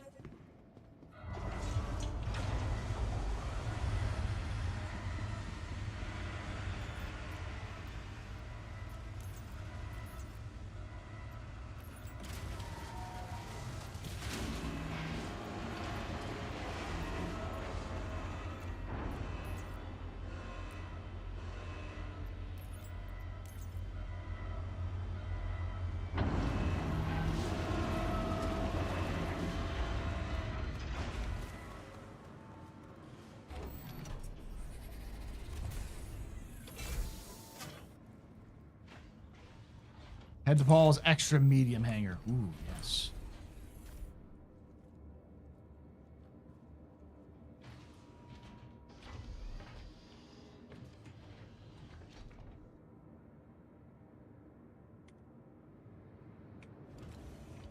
Hello, how can Miss help you today? Systems on.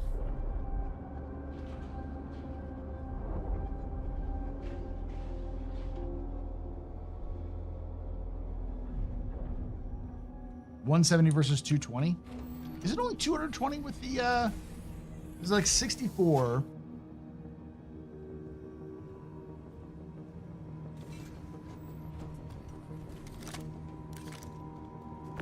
In the sides, and the back is an additional 32, right?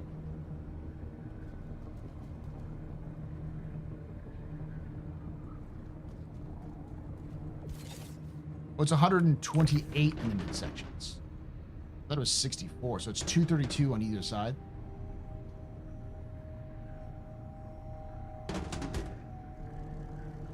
That's still a significant jump. 170 to 220 is a huge jump.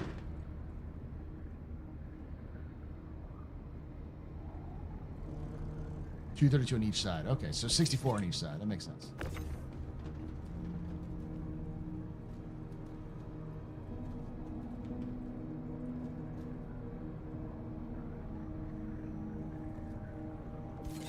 Oh yeah, also you have the ability to put stuff off the grid on the back too if you wanted to, so you can carry more than that.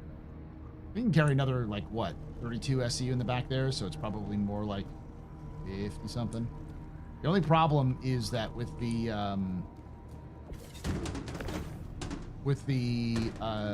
Taurus, isn't a lot of that cargo locked up in the back shielded area? So you do have you have more cargo in the main cargo area, but in the back area you have to kind of like get through the door. Isn't also sort of different there?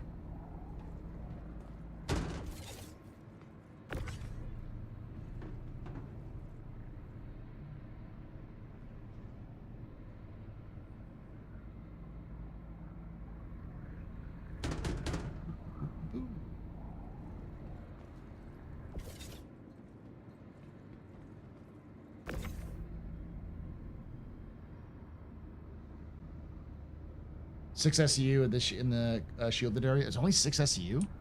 It's pretty small.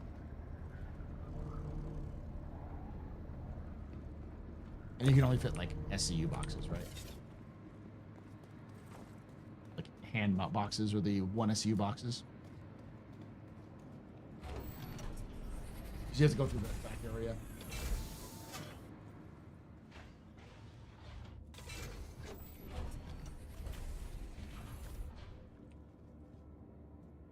So you lose about 6 SU in the back, generally speaking. Though I'm sure you can pile stuff on the top of it, even though it's not supposed to fit in the Taurus.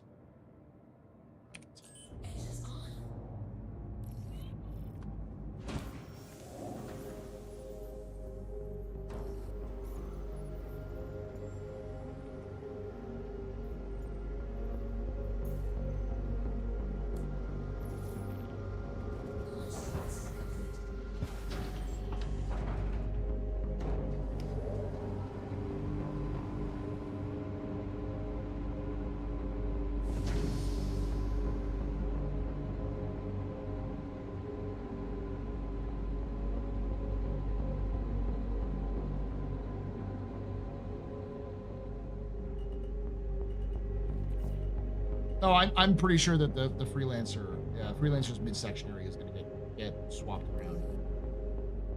I've talked about my ideal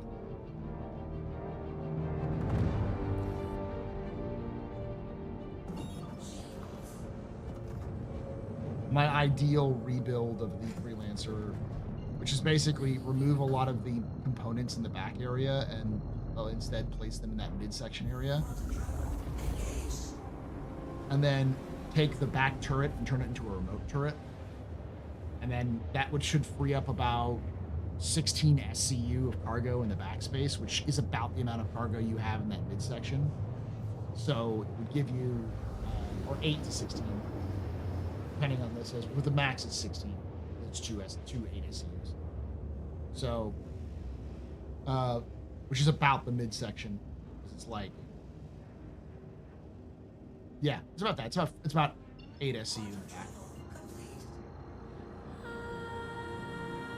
Is that way you don't have to have a space open to get into the back turret area.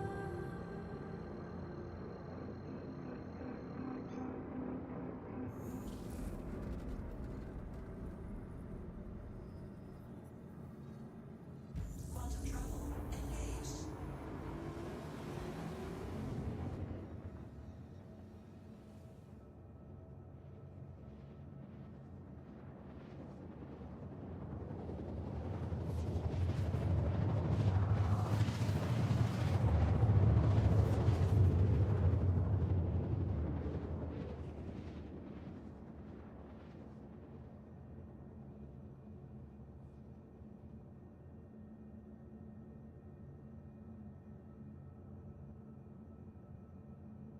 Quantum travel complete.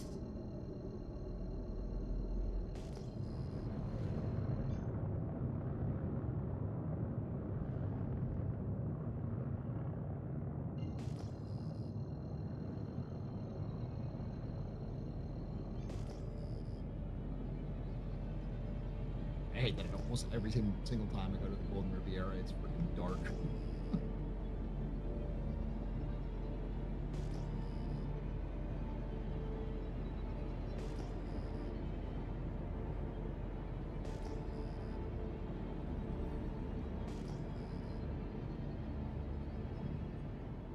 Yeah, with the freelancer, I think you rip out the 2 back seats and just have 2 front seats. And the back area you kind of consolidate into the living quarters. And then you have places for suit lockers, for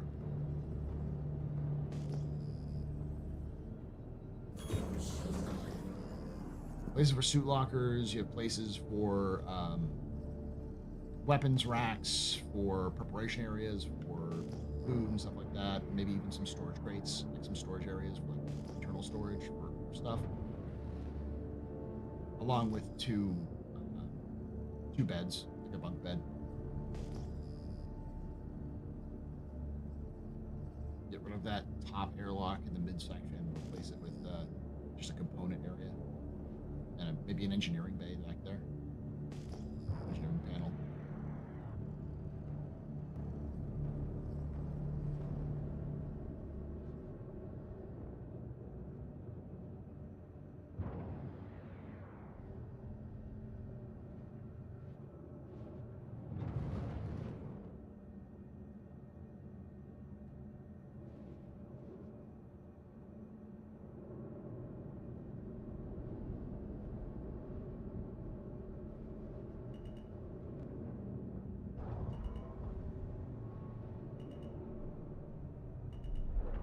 Landing gear down.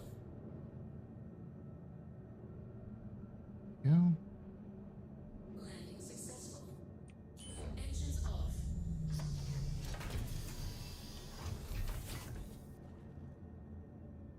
All right.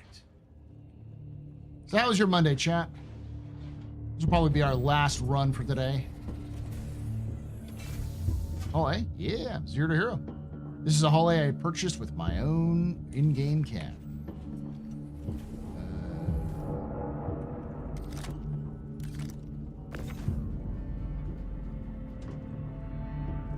And hopefully, if everything turns out right, we should end up with about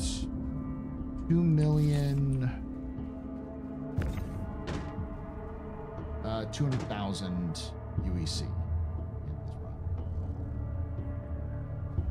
Solid 700K from where we started.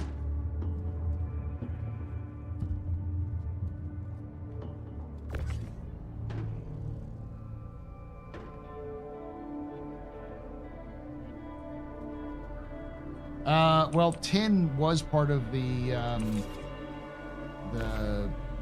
supplier die event. There's tin and copper were part of that, so you can get the whole shebang.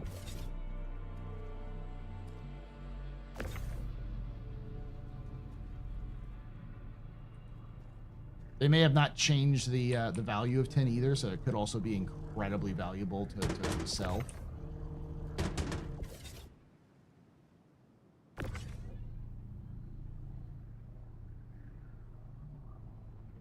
Because I think that the supplier die event ends at the end of this month.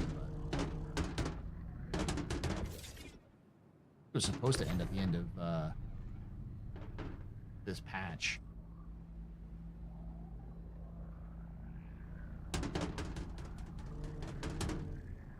So this is a quick run for those of you in Pyro.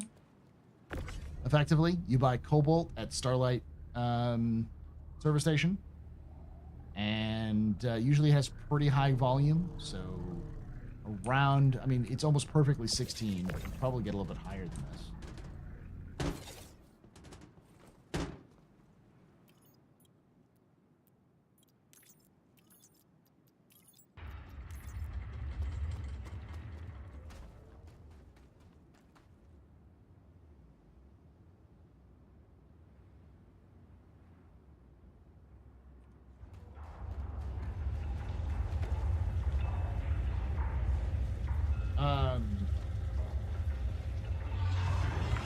And you take it to the Golden Riviera, and then in the Golden Riviera you can sell the Cobalt.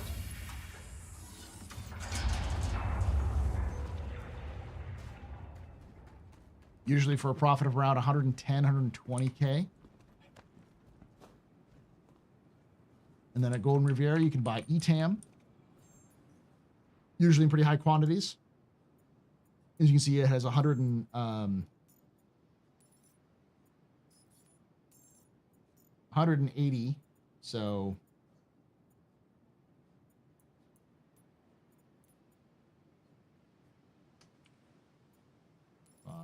for 440, 488.20, and I can sell that for around 610.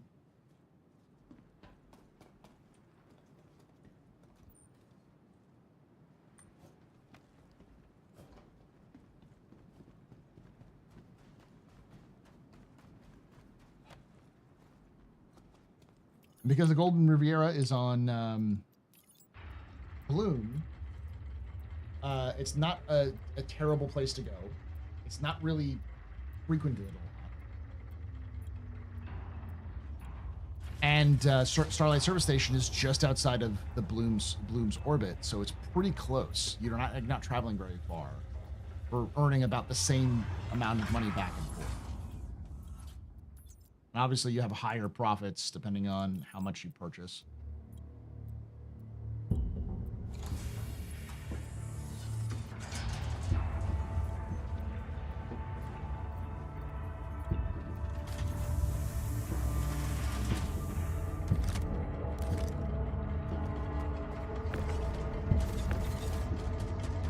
Well, your screen wasn't nearly as good as it is now there, Shadow Stalker. That's why.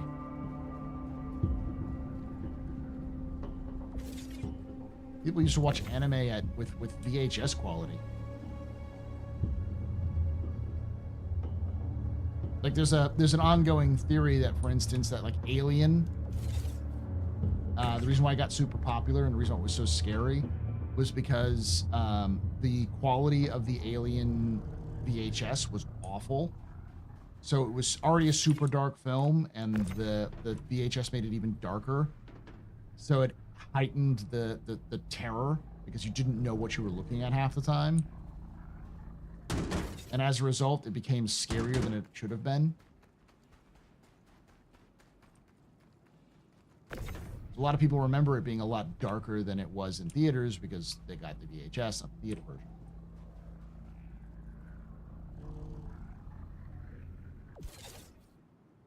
Because you didn't see a lot, and because they intentionally obscured and hid the alien could be anywhere when you were watching it.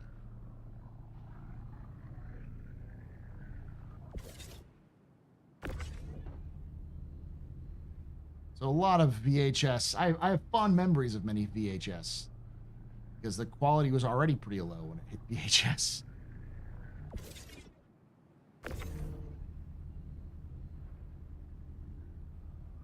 Yeah, there is. When you're inside the Emporium, there's something you don't know that you look up. It's like, oh shit.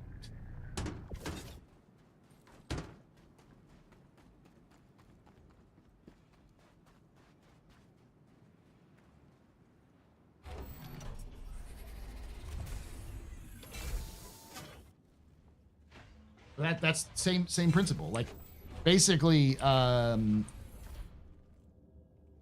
shitty quality of VHS was really emphasized by the X-Files because the X-Files is dark as shit. I remember going back and watching season 1 of the X-Files and thinking, like, I can't see shit in this goddamn thing.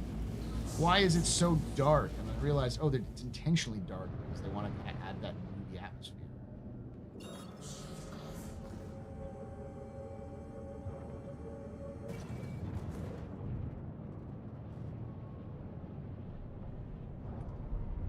Landing gear up.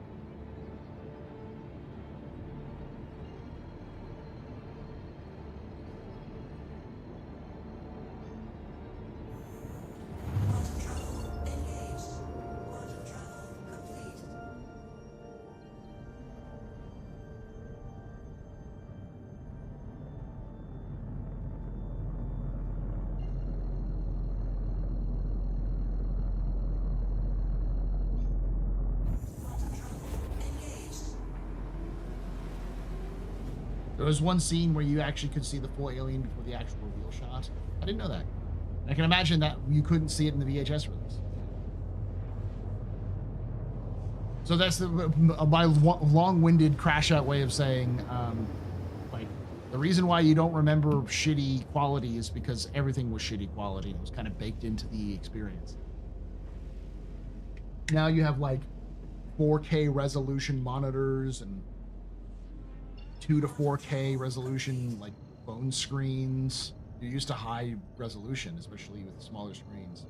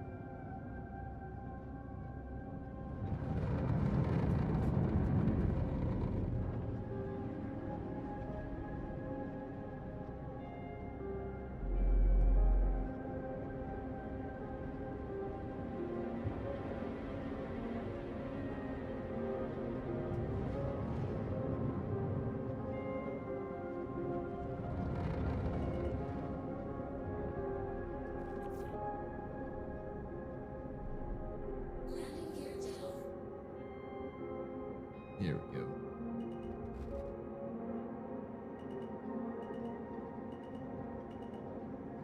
A few things real quick.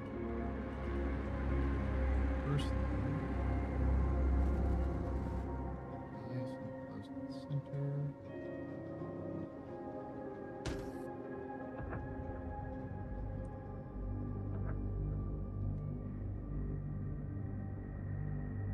Go to the landing.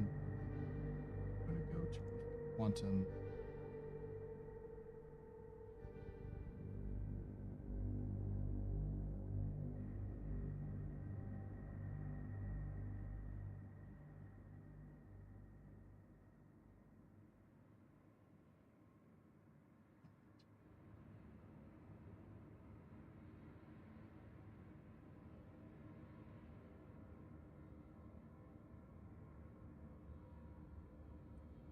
The color difference between NTSC and PAL VHS was wild as well. I've never really watched anything in PAL, so I have no idea the difference.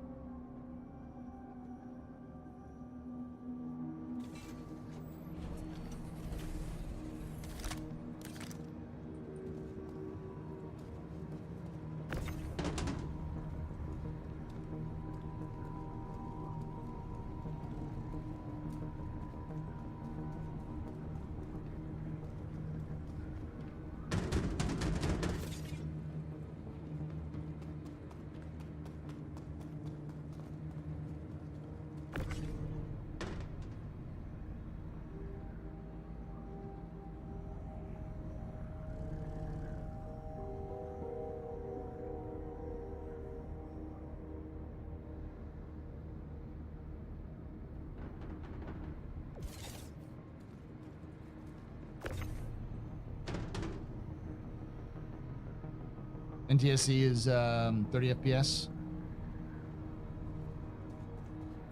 at 480p.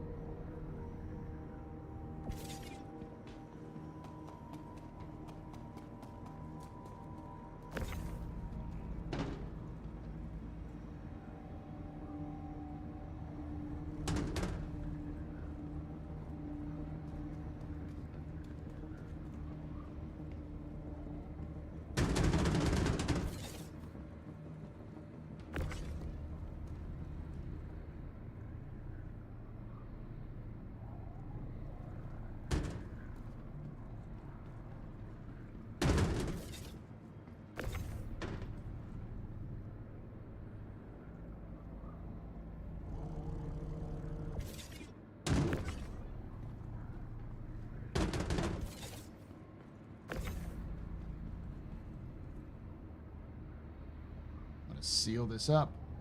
Send her down.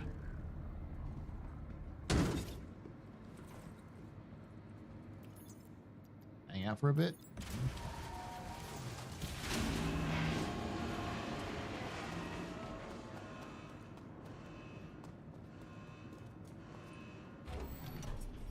Never dealt with either. Never owned any of that gen consoles.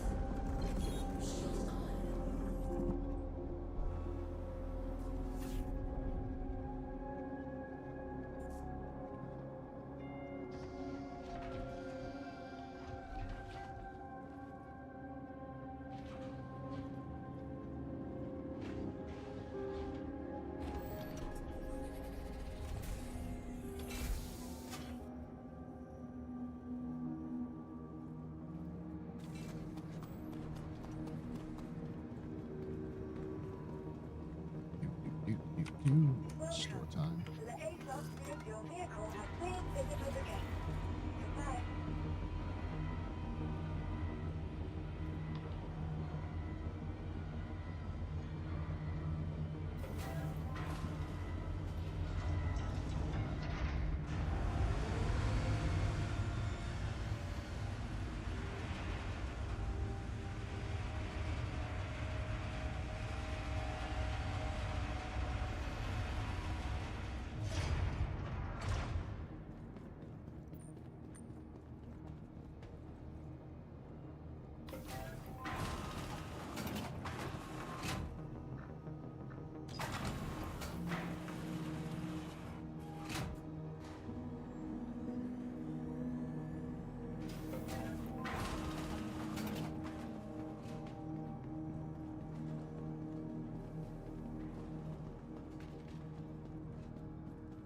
Gonna have to head down to the shops and get myself some crews with my completely legitimate sales here.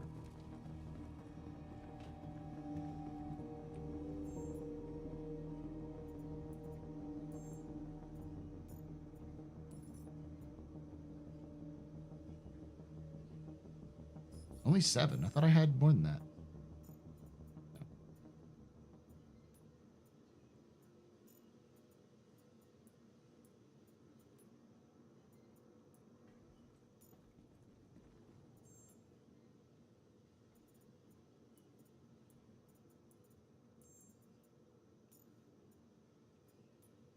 Ah.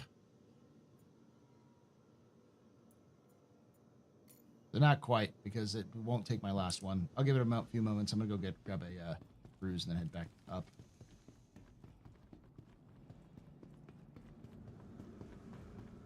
It's not recognizing that last one yet.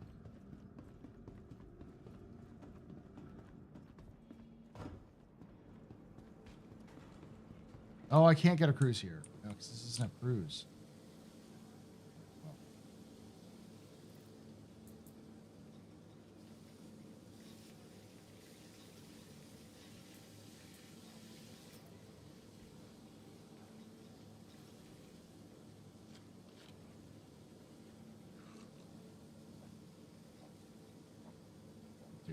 A little bit more of this reclaimed water than I'd like, but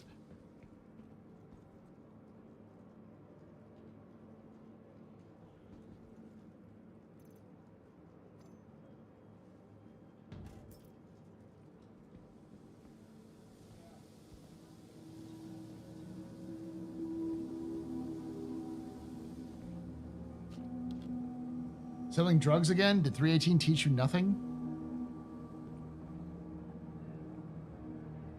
Listen, it taught me that drugs pay.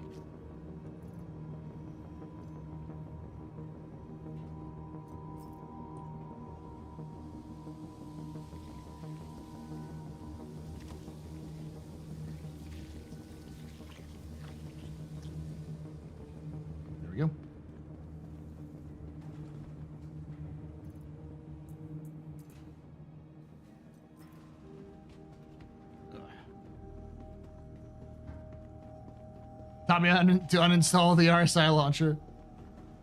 Hey, one Bisimo. Do you not know what a 0 to hero is, Anthony? Just another day then.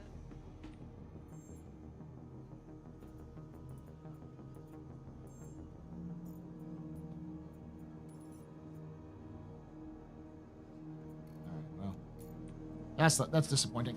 It's at least loaded in there. All right, Chet, I'll be right back, and then we'll come back and call it.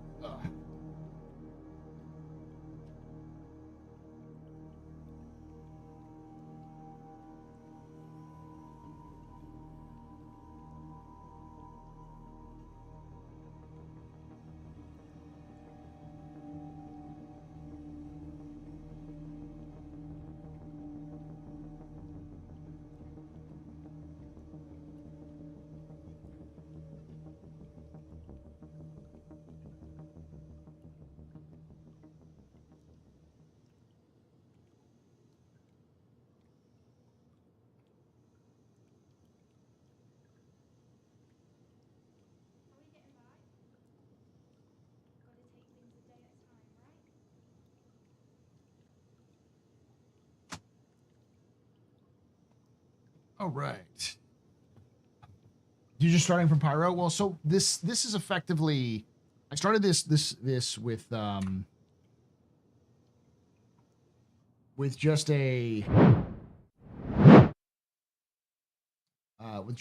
Aurora, and when 4.0 released, and so since then I've earned a 315p and a whole A and 2.17 million credits.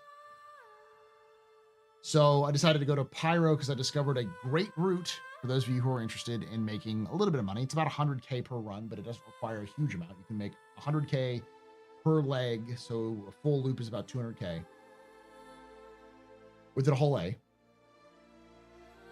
It costs you about 490, 500-ish, 500K to invest, and then each leg gets you about 100, so to about 100K, 200K, and the distance is from Starlight Service Station to Golden Riviera and back, which is basically Starlight to Bloom and Bloom to Starlight.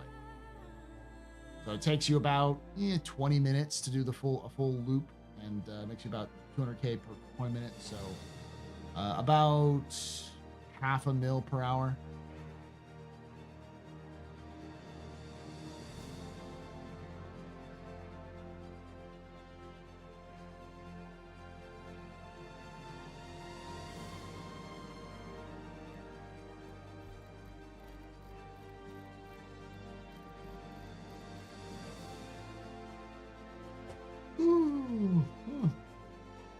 Well, chat, I've got about an hour to my bedtime. Well, thank you for joining us thus far. If you did enjoy this, please hit that follow button if you're on Twitch. If you're watching this on YouTube, hit the like button. Make sure to subscribe for more content and hit the bell icon to be notified of these release. If you're watching this after the fact, thank you. Comment down below anything you want to talk about, especially if, anything we discussed. I will be back on possibly Wednesday, where I build my new gaming rig. It is going to be it's 48 gigabytes of DDR5 RAM with a Ryzen 7 9800 X3D processor with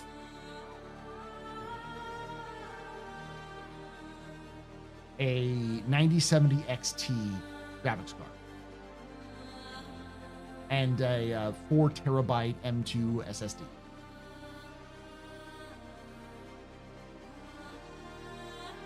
So I may be doing a build stream. If I do, it'll be very casual pub, so you're not going to see me wearing the full the full outfit, and it might be at an odd time. So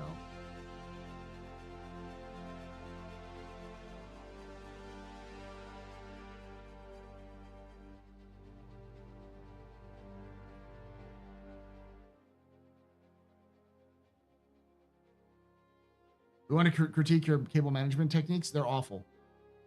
I'm just going to shove it in there so you don't see it and then move on. Luckily, this is probably the least cable-y that I'm going to ever have, because like you're looking at my current streaming rig, it's got a lot of cables. That's because I use a lot of HDDs. This is the first time I'm going to be using exclusively an M2 drive, and 4 terabytes should be plenty. If need be, I still have 2 other slots for it on the motherboard too, so I might be able to get 2 more M2s at like, 2 terabytes or whatever. But all right, y'all. Thank you for hanging out. Thank you for watching. I'll see you on Wednesday maybe, but definitely on Thursday for Captain's Table, where we're going to look at the monthly report, not monthly report, the roadmap roundup.